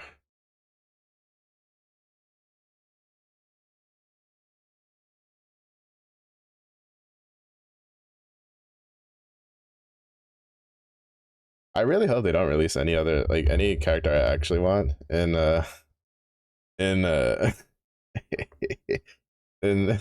for the rest of summer because I kind of don't want to spark until Halloween. I want to spark on Halloween for the first time like ever to try to get some Halloween characters. I want to do it on like I want to. I'm hoping that there's a Flash Gala with good Halloween characters, and then I just want to spark on that because that's the only like holiday that I feel like actually sparking on that I don't spark on because it has a lot of characters that I could use. And then I would just wait until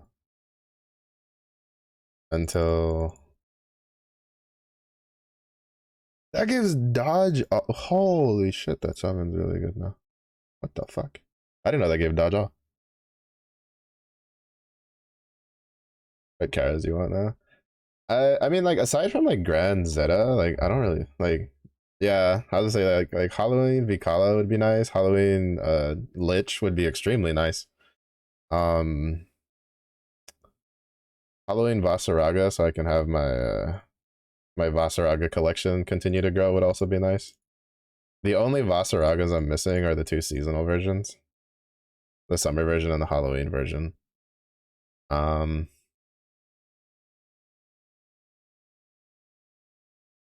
guess who has? Not you. That's who. That's my guess. That's my guess, and I'm sticking with it. Yeah,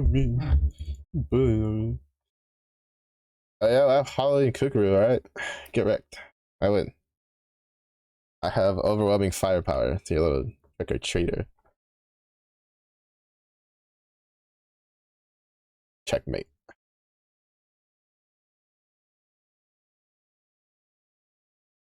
Also, I have waves 4-star bubs at you. Sorry, did you say something? Can't hear you. Oh, can't hear you over my Chaos Legion.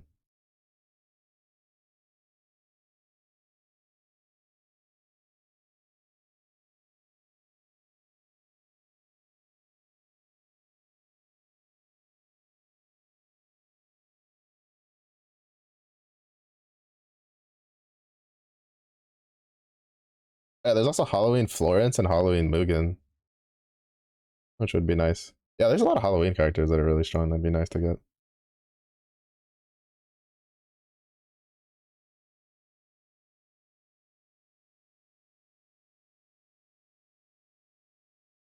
Oh, also, I found out. So I found out a little something about 000 desk. By the way, I still don't fully understand. Like, I kind of wow, actually hitting me where it hurts. Actually hitting me where it hurts.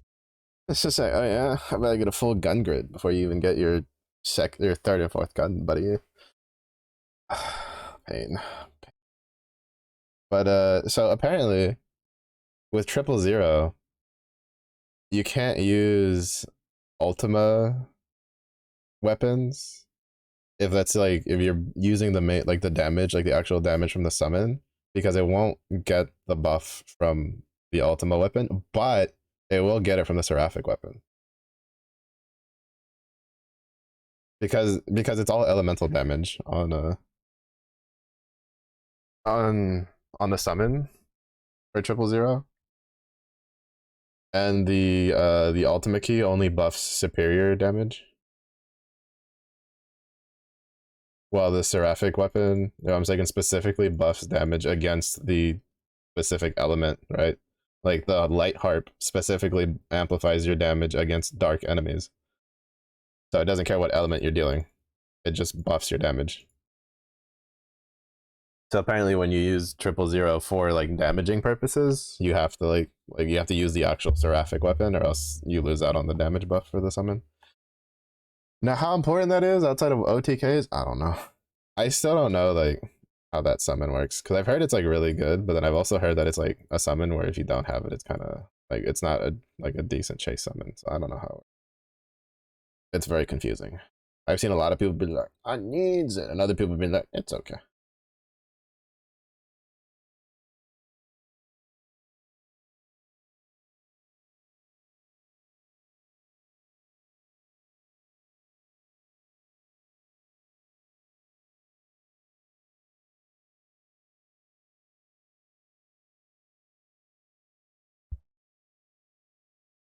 Probably. I feel like it's probably a case of where it's only good for like specific OTK instances, or like probably like there's probably specific high level fights that it's really good in.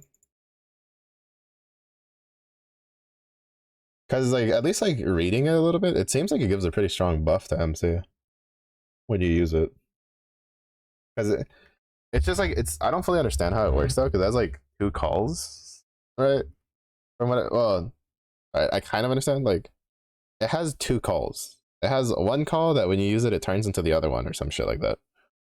And then your MC has a buff that changes colors.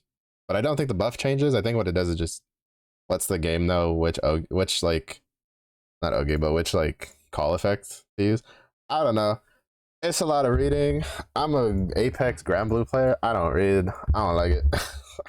You can keep it. I will stick with my. Oh, do I need to dispel 3 things? Click. Thank you. Like, I'm good. Can't keep me out. I can't read.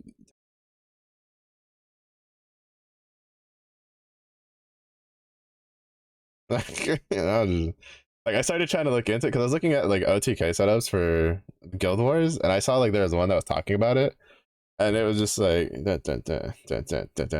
I'm like, all right, I'm gonna read this, and I'm trying to read it while I'm doing like grinding, and I'm just like, bro, this is way too much reading.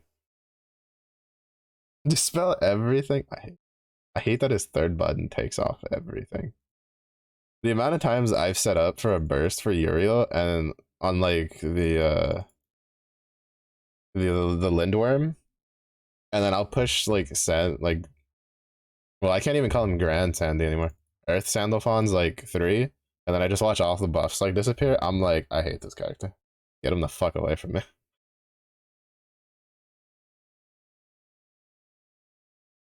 See, there you go. End game fight because the Lucilius version of the call auto clears an omen. There you go. And with how many omens you have to deal with, I was about to literally like get annoyed at Diaspora. Like, bro, that's a nice little effect.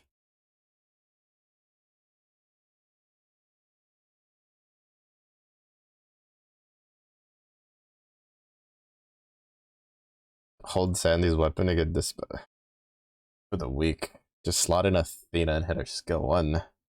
Easy. And then Berserker. Bunga bunga for the win.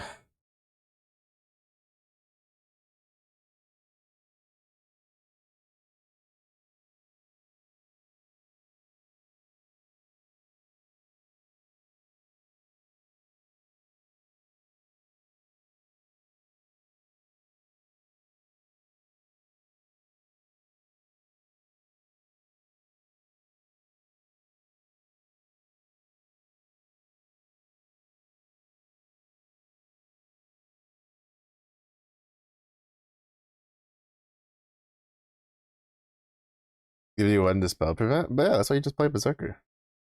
You play Berserker and you Ulfenheim, and it's an undispellable buff. And then you triple it, guaranteed triple with. Well, actually, wait, does. Actually, I haven't tried that because I haven't ran Berserker. And does Ulfenheim's buff overpower the heavy from Chev Aura?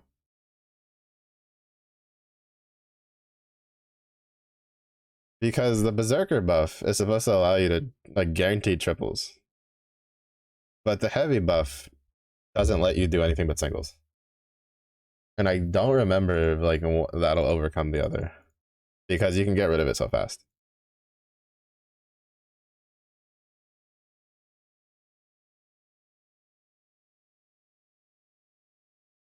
Yeah, I don't remember.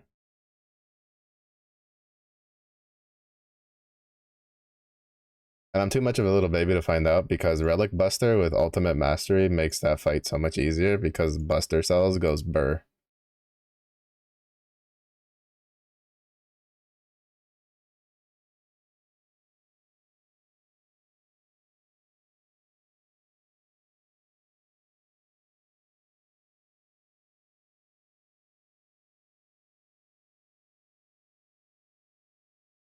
Like Relic Buster, like with Ultimate Mastery, makes that fight so cozy because you just sit there and you just let him just delay.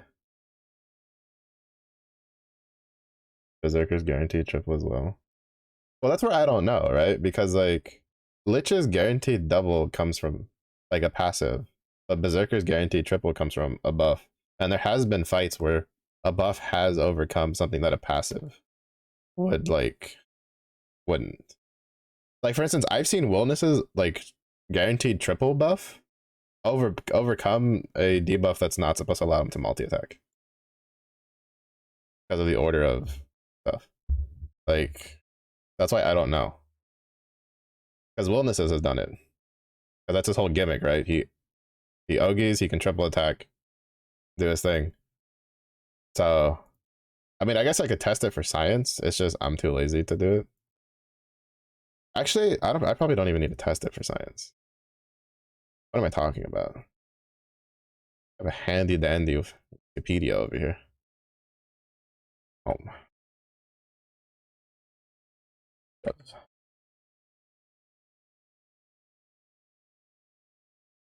for the Omega. Uh, this usually they have this stuff like mapped out. Um, usually, but I don't see the heavy debuff listed.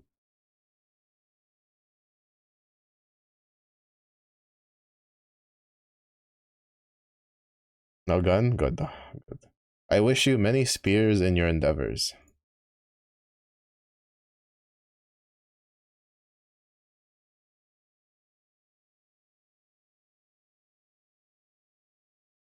Safe from emotional damage for another day. I feel like at this point, Dusk is just like whenever Dusk gets a gun, I'm just gonna find like a screenshot in my DMs.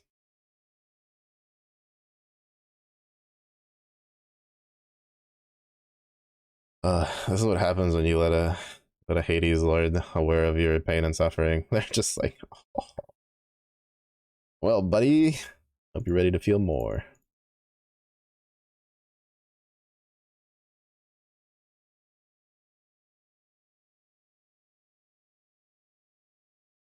Probably. Yes.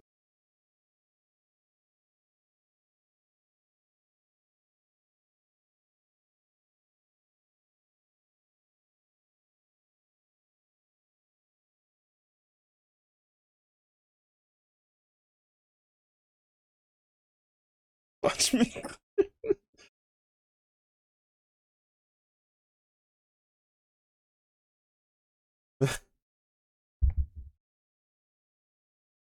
Your fire grid is trash. What? You mean your fire grid doesn't have two fully limit breaks, Crimson Scales, and a fully limit break Lord of Flames in it? Goodness gracious. Could not be me. Honestly. Alright, so it doesn't seem like they have the debuff. Well, it's because like the point is like I don't think they have a reason to have the debuff up there because as long as you get rid of that first stack, it doesn't apply heavy anymore. I tried to write Berserker and I missed the S, and so I just wrote Berserker.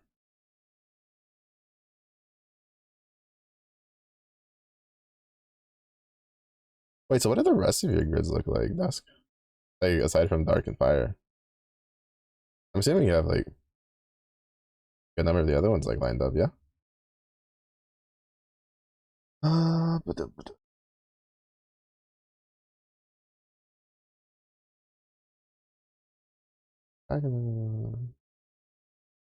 oh, all of this. I forgot that was one of the most important things from that buff. It doesn't matter if it overcomes it because you're debuff immune when you're fucking when you're in the Offenden mode. Wait, are you not debuff immune? Wait, does it not like debuff immune it?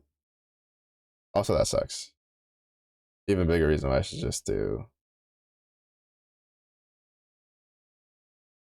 the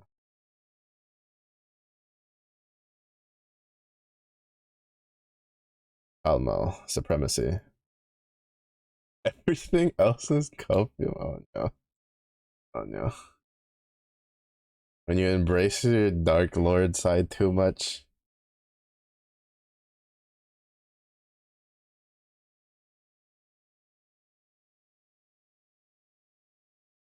Wait, I'm surprised that gets applied through the Offendime thing, because it's like you're supposed to be debuff immune with the buff. But maybe it's not classified as a debuff, like in the coding.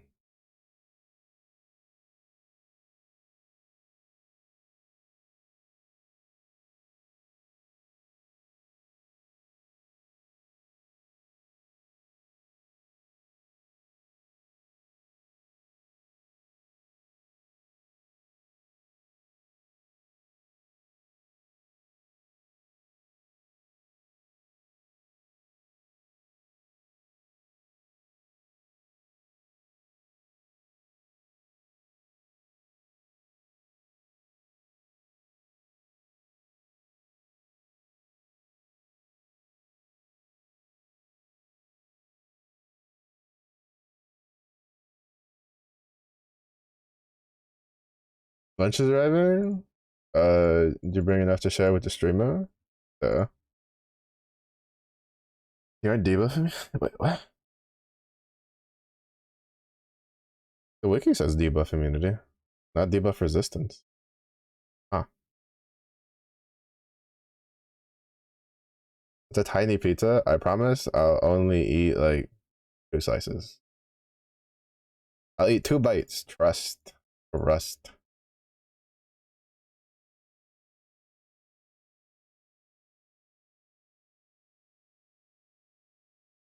Oh, well, at least we know now for science. Oh shit! I hit the. Just it's Dancho bonding, you know. You get 2 bites. You have 1 slice left. Bonding. Mm-hmm.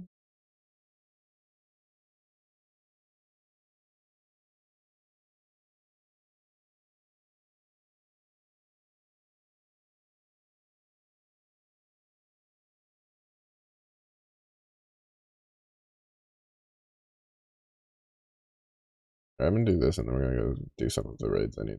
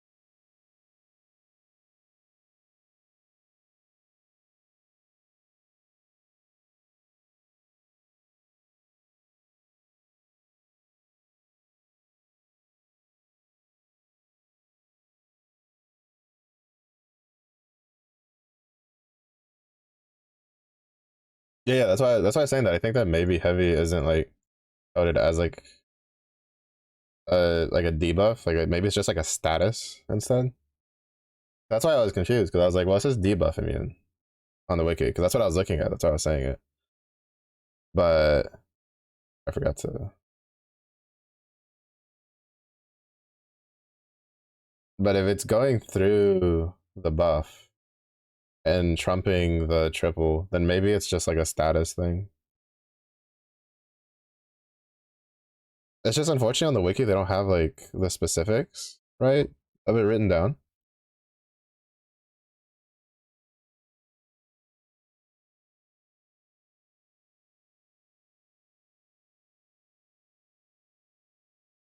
Like for what the debuff actually does. Actually, that's probably what it is because it's not even called a heavy debuff. Like when I mouse over it, it's called a heavy effect. So I think it's just because it's not actually a debuff. I think it's just a status on your character that keeps it from attacking, which is why it trumps the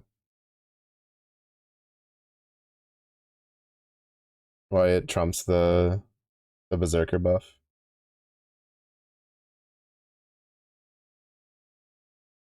At least that's my assumption I can make for it. Like it's like probably tiers of like priority, and then like since this is a status effect, not like a debuff, it trumps the buff. But at least now we know. One punch farming. Well, it's also because there's no real reason to test it, right? Because it's like if you get rid of 1 stack of like I've never seen Chev apply heavy after losing that first stack from dispelling, right?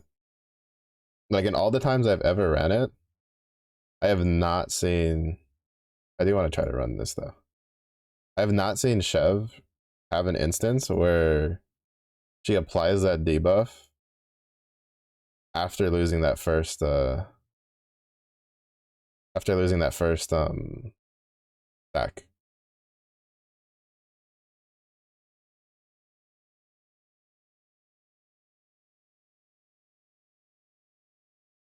Wait a minute, this is what 4 turns?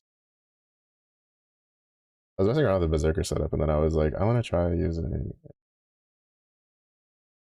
the Viking setup. I think I've just been like,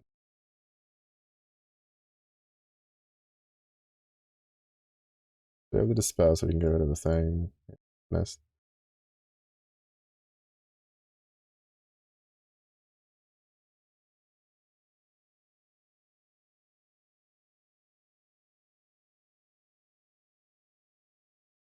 So I guess it's probably another reason no one needed to test it. Because it's like it doesn't really matter at the end of the day.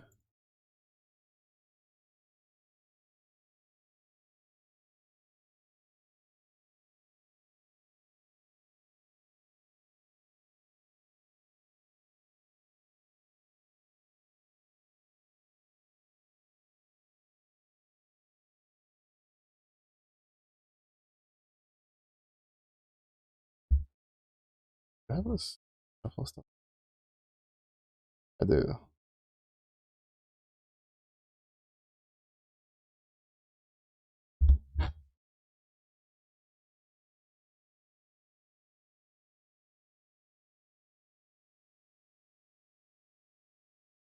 Yeah, and then now we have to wait like the 2 turns for that to wear off.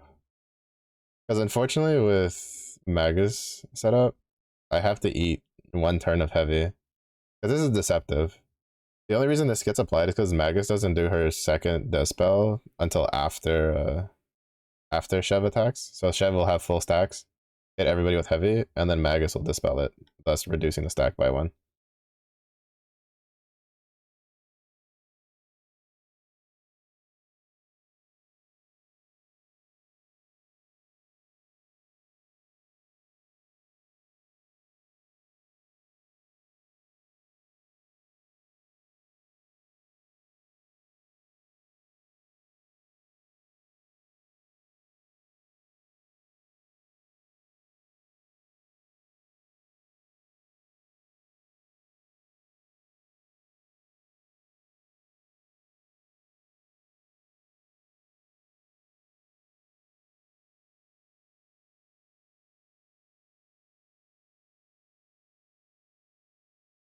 But I just think it's a case of that there was no real reason to test it, just because like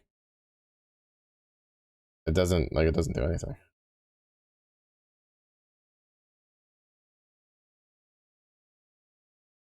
Like it becomes a non-issue after you get that first stack taken off, which is pretty easy to do. I should have saved the dispel.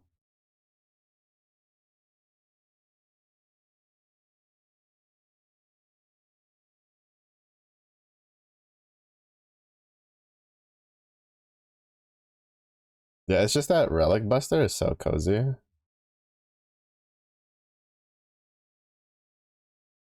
should have just carbuncled last turn.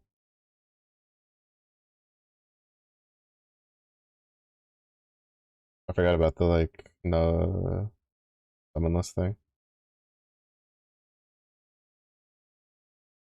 But like Relic Buster makes this fight so comfy because you just Buster Cell so often that with uh Summer Magus, you just don't have to worry about it. And then it just basically when I do my Relic Buster, like Shev just never uses her special outside of triggers.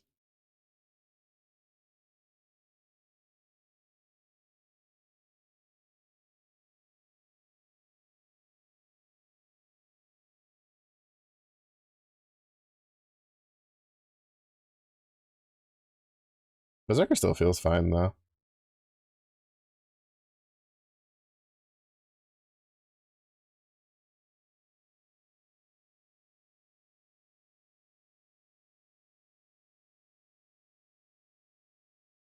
Or not Berserker, Viking. I'd probably be doing even more damage if this was actually Berserker. Because of the fucking Berserker and ridiculousness setup.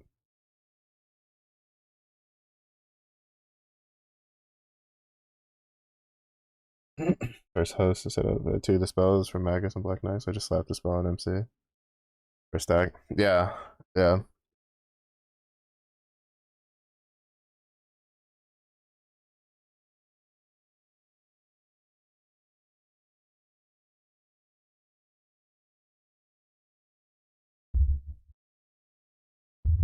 Cause like with what is it?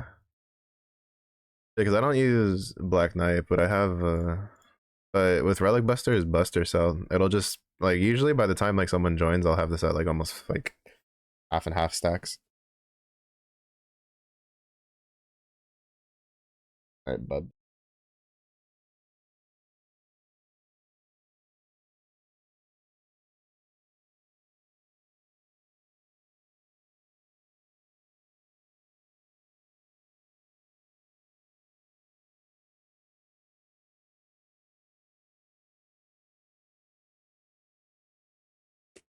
I did find out that Lich is absolutely terrible to use on for Hollow Sky key farming because the boss makes her debuffs wear off so fast on the team, and I'm too lazy to put Summer Belial on it.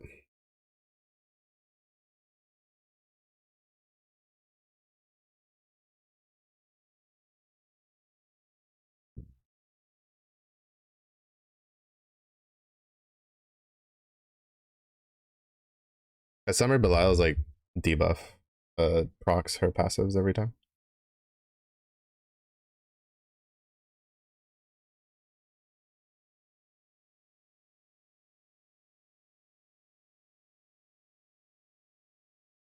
Hades.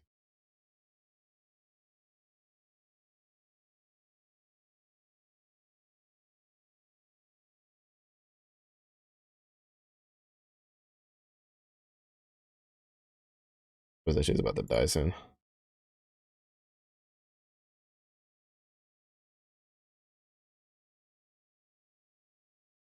Psych.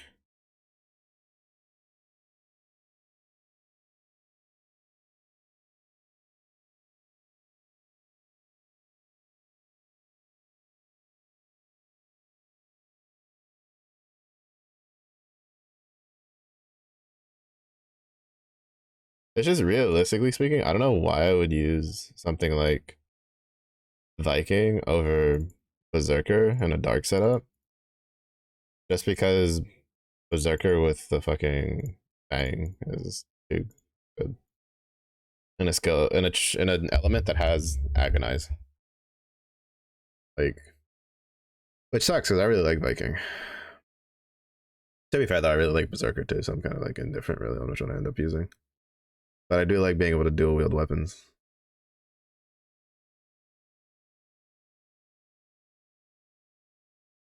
Granted, this would be resolved whenever they eventually decide to allow tier like row 5 classes to use the ultimate mastery stuff as extended mastery. But you know,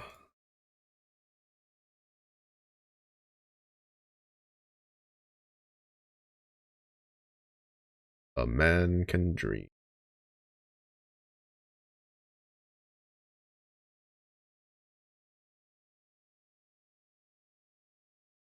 Oh sheesh.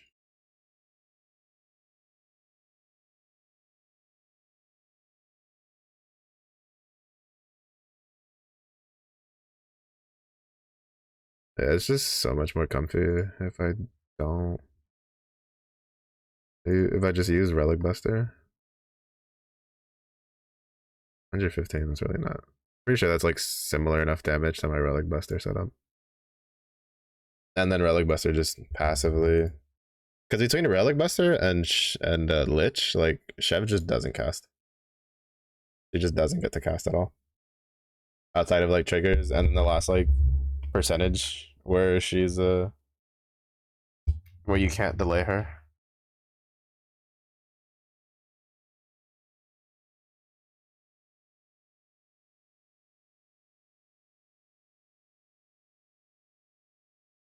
Actually, now that I think about it, hold up.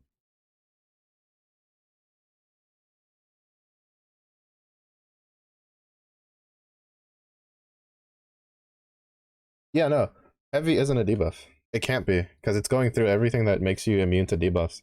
Because it goes through Fediel's like peace and death, which makes you completely debuff immune. Like makes no debuffs. Effects that removes buffs are nullified. Like yeah, heavy's like just a status. It's not classified as a debuff in the system. Interesting.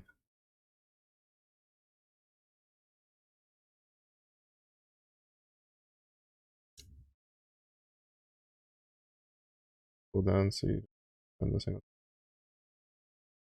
Yeah, yeah.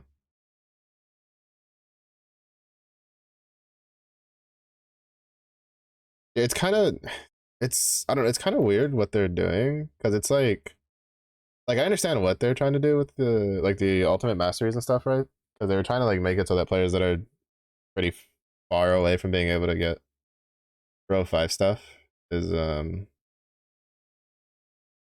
is like I don't know. It's just it's so weird.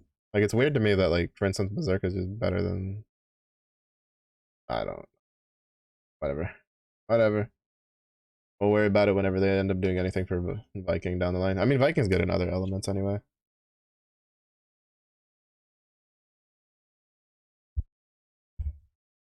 Like for instance, I technically prefer Viking over Berserker and Fire. I just use it because it speeds things up a little bit with the chomps. Well, because it helps with element canceling. Because between Wellness and Berserker, you can basically cancel any skill damage elements without having to worry about it.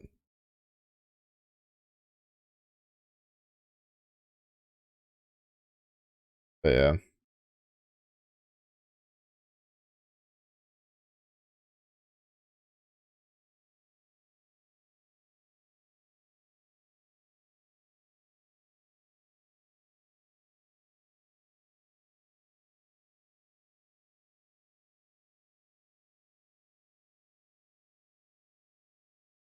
Yeah, see, it's already at 8. Like I don't even have to do anything anymore for it to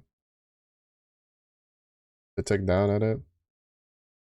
It's just and it's not even that bad to get heavy that one turn because like I don't need to multi-attack to have enough to like you know do Ogi with the other 3 characters like after.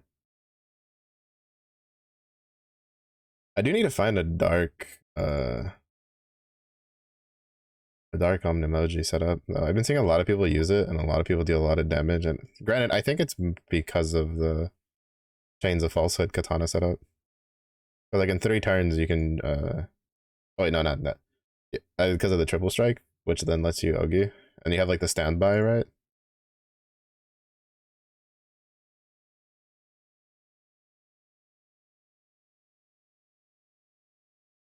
So yeah.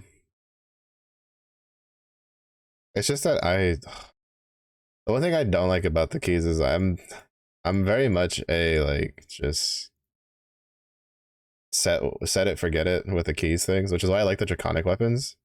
You set 1 key with skill 2, reduced elemental damage.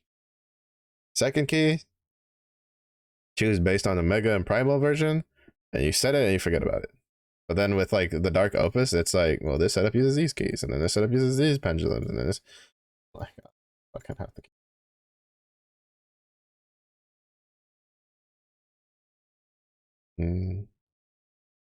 He's berserking Spartan.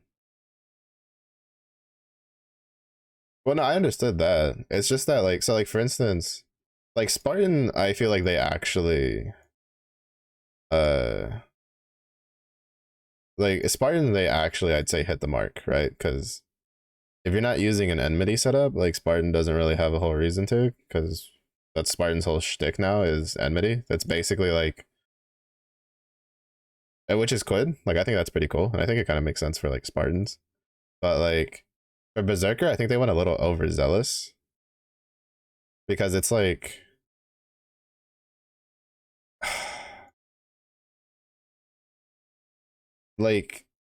so like if you want an example, Fire's best burst rotation doesn't even use Viking, but you use one of the Viking skills.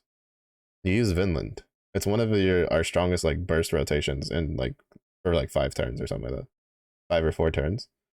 So it's like they went a little too far with Berserker in trying to make it work. That's what I'm confused about, right? Because like Spartan, they did a pretty good job, I would say. You have instances where you want to use a paladin because you want all the defensive that paladin brings, And then for Spartan, you want to use a Spartan because you're trying to do enmity setups with Garrison and taking advantage of that kind of stuff.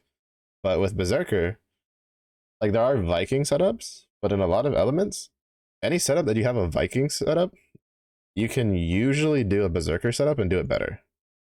Just because of the sheer amount of like versatility and damage that you can bring out. Because they gave Viking a skill that gets auto casted while he has the triple attack buff up, which gives him damage cap up, and continuously applies miserable mist. And then they also gave him ferocious roar, which in any setup where something has sword or axe allies is incredibly strong as a team-wide buff for echoes. But then on top of that, he can use Vinland, which then gives him 3 turns of Ogies, which you just combine with chains to give a double strike to your team for 3 turns in a row. Like I'm not confused as to like why they did it. I understand why they did it, and it makes sense why they did it. What I'm confused is like what made them like look at Berserker and go so far with it. Because like for instance, like Relic Buster, like it's nice, like right, the changes because of the Buster Cell and stuff like that makes things comfy.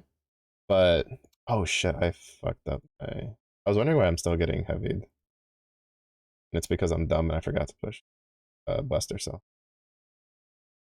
But there's still like other things I would use over Relic. Like to be honest, I would still use like Berserker over Relic Buster. It's just that like my team's a little low on the HP side of things. So having the charge attacks in this being like offset is nice. But it's just like there's like if I didn't have to worry too much about charge attacks, or if I just like put gravity on something and Lich just held the charge attacks at bay is like fine enough. Like I don't like I have things around that, but like for Berserker to Viking, like I don't think there's a lot of reasons you would take Viking over Berserker in a lot of cases. At least when I've looked around, it's basically like every Viking grid, almost every Viking. There are some Viking things I've seen because like sometimes that skill 1 buff is kind of nice. But like I mean fronting setups, Berserker. Dark XL setups, Berserker. Fire axe setups, Berserker. Like I've even like the wind ones I've seen Berserker. Like I've seen very few Viking setups that you're just sitting there going like you would do it better with a Berserker is what I mean. Like I just feel like Viking they got a little or Berserker they got a little overzealous, and now it basically just kind of just like the only place I feel like it doesn't trump Berserker would be in a case where you need something like Decimate, but you need like all 10 hits. So you want something with an auxiliary weapon. But then at that point, it's like, why are you playing a Viking? Like, why wouldn't you just play one of the other auxiliary classes? Like, what does Viking bring in that instance that wouldn't do better? Which a lot of times is just raw damage with a double split instance. Especially if you have a way to like apply echoes reliably. But I don't know, it just feels a use case of like we went from there's no reason to use Berserker if you have access to Viking. Which, to be honest, I don't personally see what was the problem with that, because that's how the rest of the row classes went. Like, you basically had no reason to use the previous row classes, but then when you got, like, I had no reason to use a Weapon Master when I got Berserker. Like, there was really no point, because it was supposed to be a step up. So, like, I really didn't, like, I understood the reason for it, is just because it was so far ahead for newer players to catch up to. But it's just like, in some of the stuff, I feel like they got a little overzealous with some of the classes that they had to be fair, I say this only in effect to the classes that were already released, and then the Ultimate Mastery came after. Because I have a feeling for any class that has like that's gonna come out now, like for row 5, like it's probably gonna be a bit more better balanced between the Ultimate Mastery because those skills are already out. But I don't know. To be fair, Berserker's also kind of like an outlier though. I think in most cases, most of the other like competitors, like people still just use the row 5 ones because they're just more useful. I feel like Berserker is kind of like one of the only use cases where it like kind of outright just trumps Viking.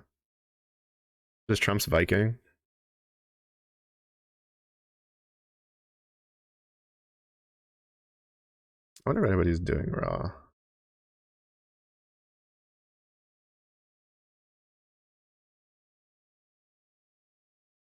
It's the chaos ruler. Yeah, I mean, but they also kind of like already alluded to that kind of before, right?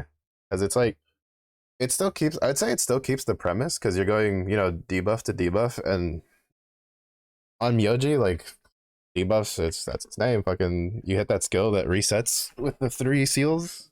Easy clap, no biggie. But it doesn't have like the delay, right? But that's not the first class to do that though, right? Like Berserker to Viking, you went from stand by ignition to, big buff. Like to be fair, like it was also because they combined it with Yamato as its other one, so they were trying to hit both niches of canceling omens and debuffs. And then someone hit it on the head on the Reddit. Like the main reason it has its weapons being katana daggers because they didn't want to give another class fronting access, which I can't even blame them.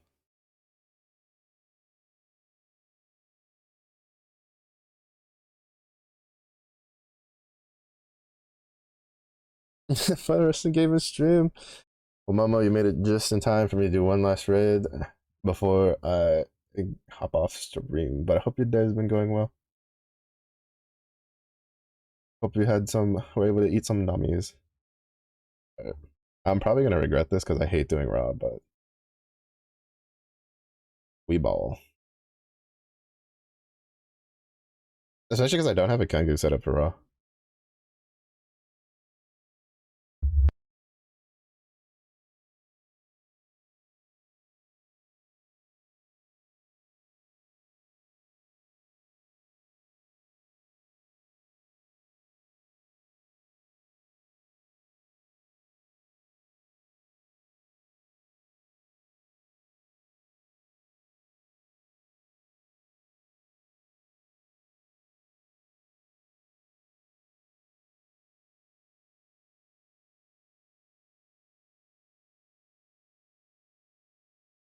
Uh, let's do this in case someone dies. I don't know. I'm just happy that people are farming this since it's like right up. I don't have to sit here and suffer by myself. I hate this. I hate the Enad raids. Honestly, I feel like they've dropped the ball on them so hard.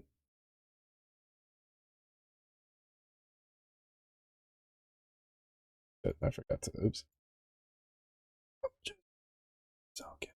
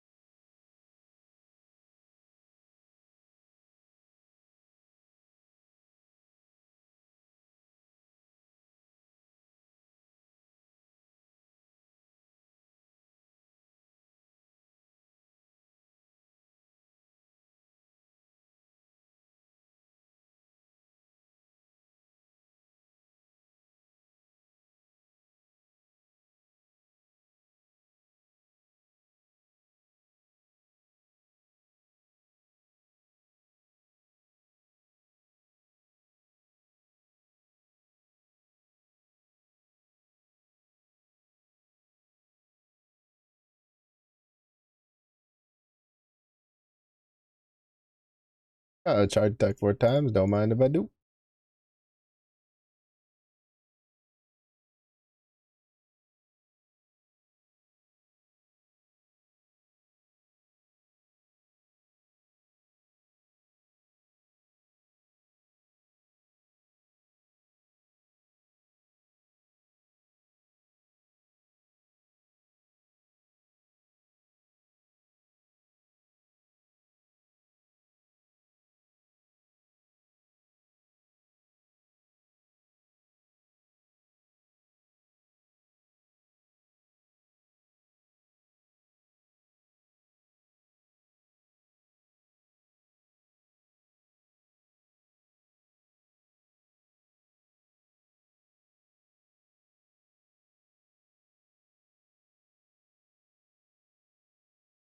Oh, I was gonna say, did it resist the grovel? No.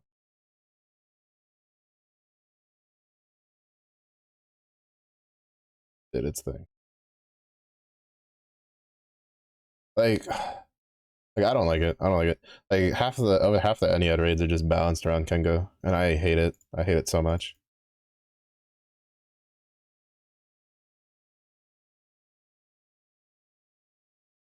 Oh shit. Fuck. 50%? Jesus Christ. I need to use that. There's no way.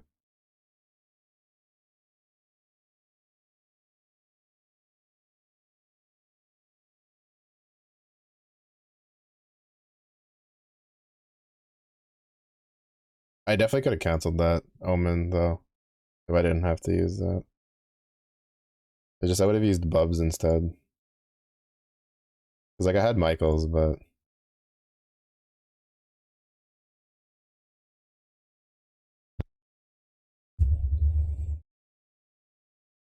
it just sucks because it's a case of like if you're not running a Kengu setup, there's like you have to just not hit as many skills as possible, just so she doesn't get like 20 billion fucking buffs to murder your team.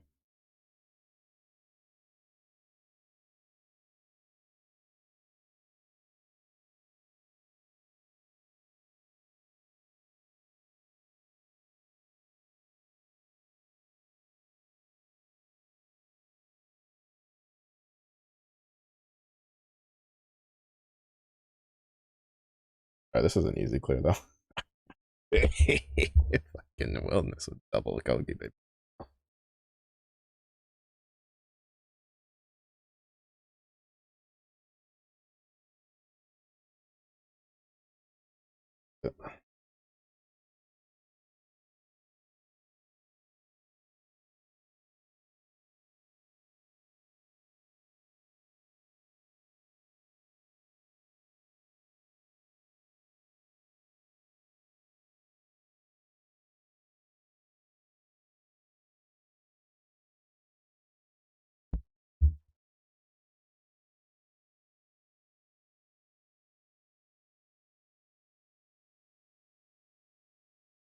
Wait, so what's wilderness is gonna be? Is it also just 10 man for the cup?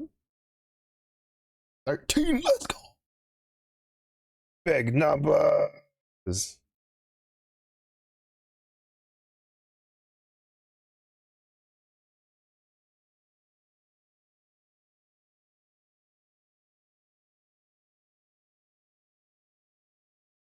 you hit the button because I'm not gonna stop hitting my buttons. Yeah.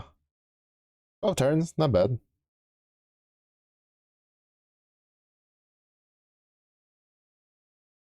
I'll do one more. I already did the one, I might as well do the two. I hate Raw though. I just need to remember that after that one turn, I need to Bubs. So that way I can cancel the Ogi or the Omen while still getting all the damage out.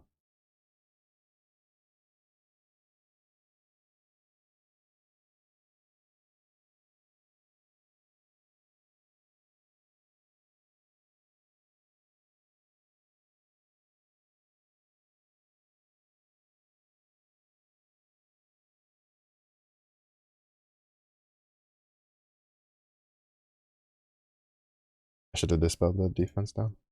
But then I actually no, she would have just gotten it right back. Also, I don't really feel like it's like that big of a modifier anyway. Because they're all still hidden for regular numbers.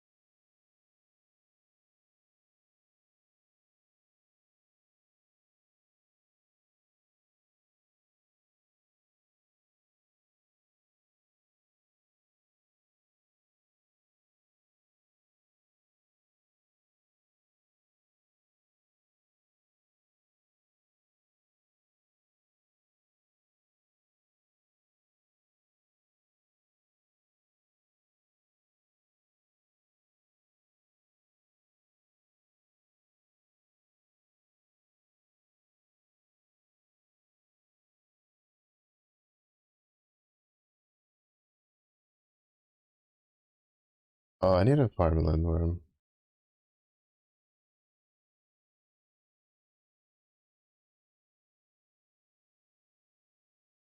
I need a farm lindworm so I can finish uncapping my galleon gun.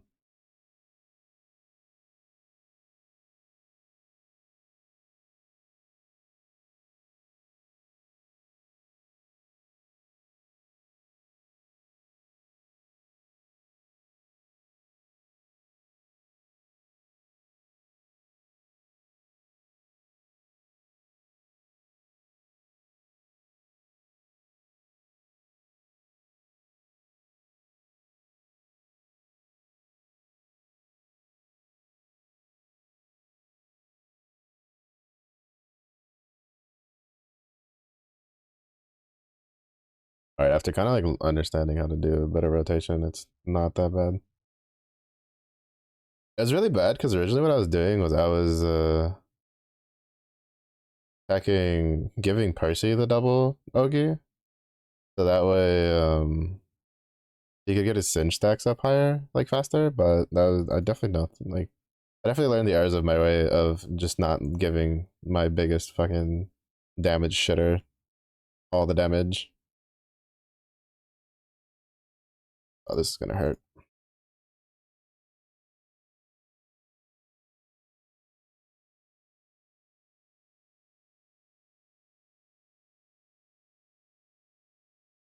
Not as bad as I was expecting.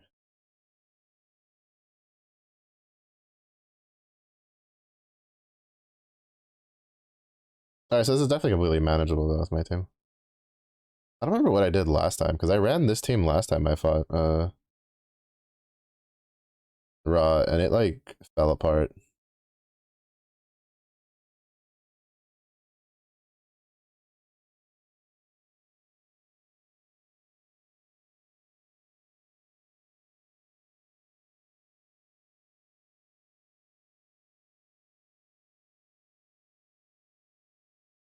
So I don't even have a reason to use Sun again. I might not even survive the skills. Yep. Sheesh.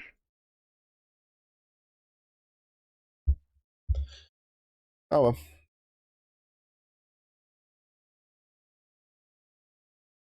Alright, all in all, pretty decent farm. Got some at our guild wars quota. We're definitely gonna lose this. We're like 600. Jesus Christ, we're just getting the shit kicked out of us over here. Oh, we also do we not have a light boat? Probably why.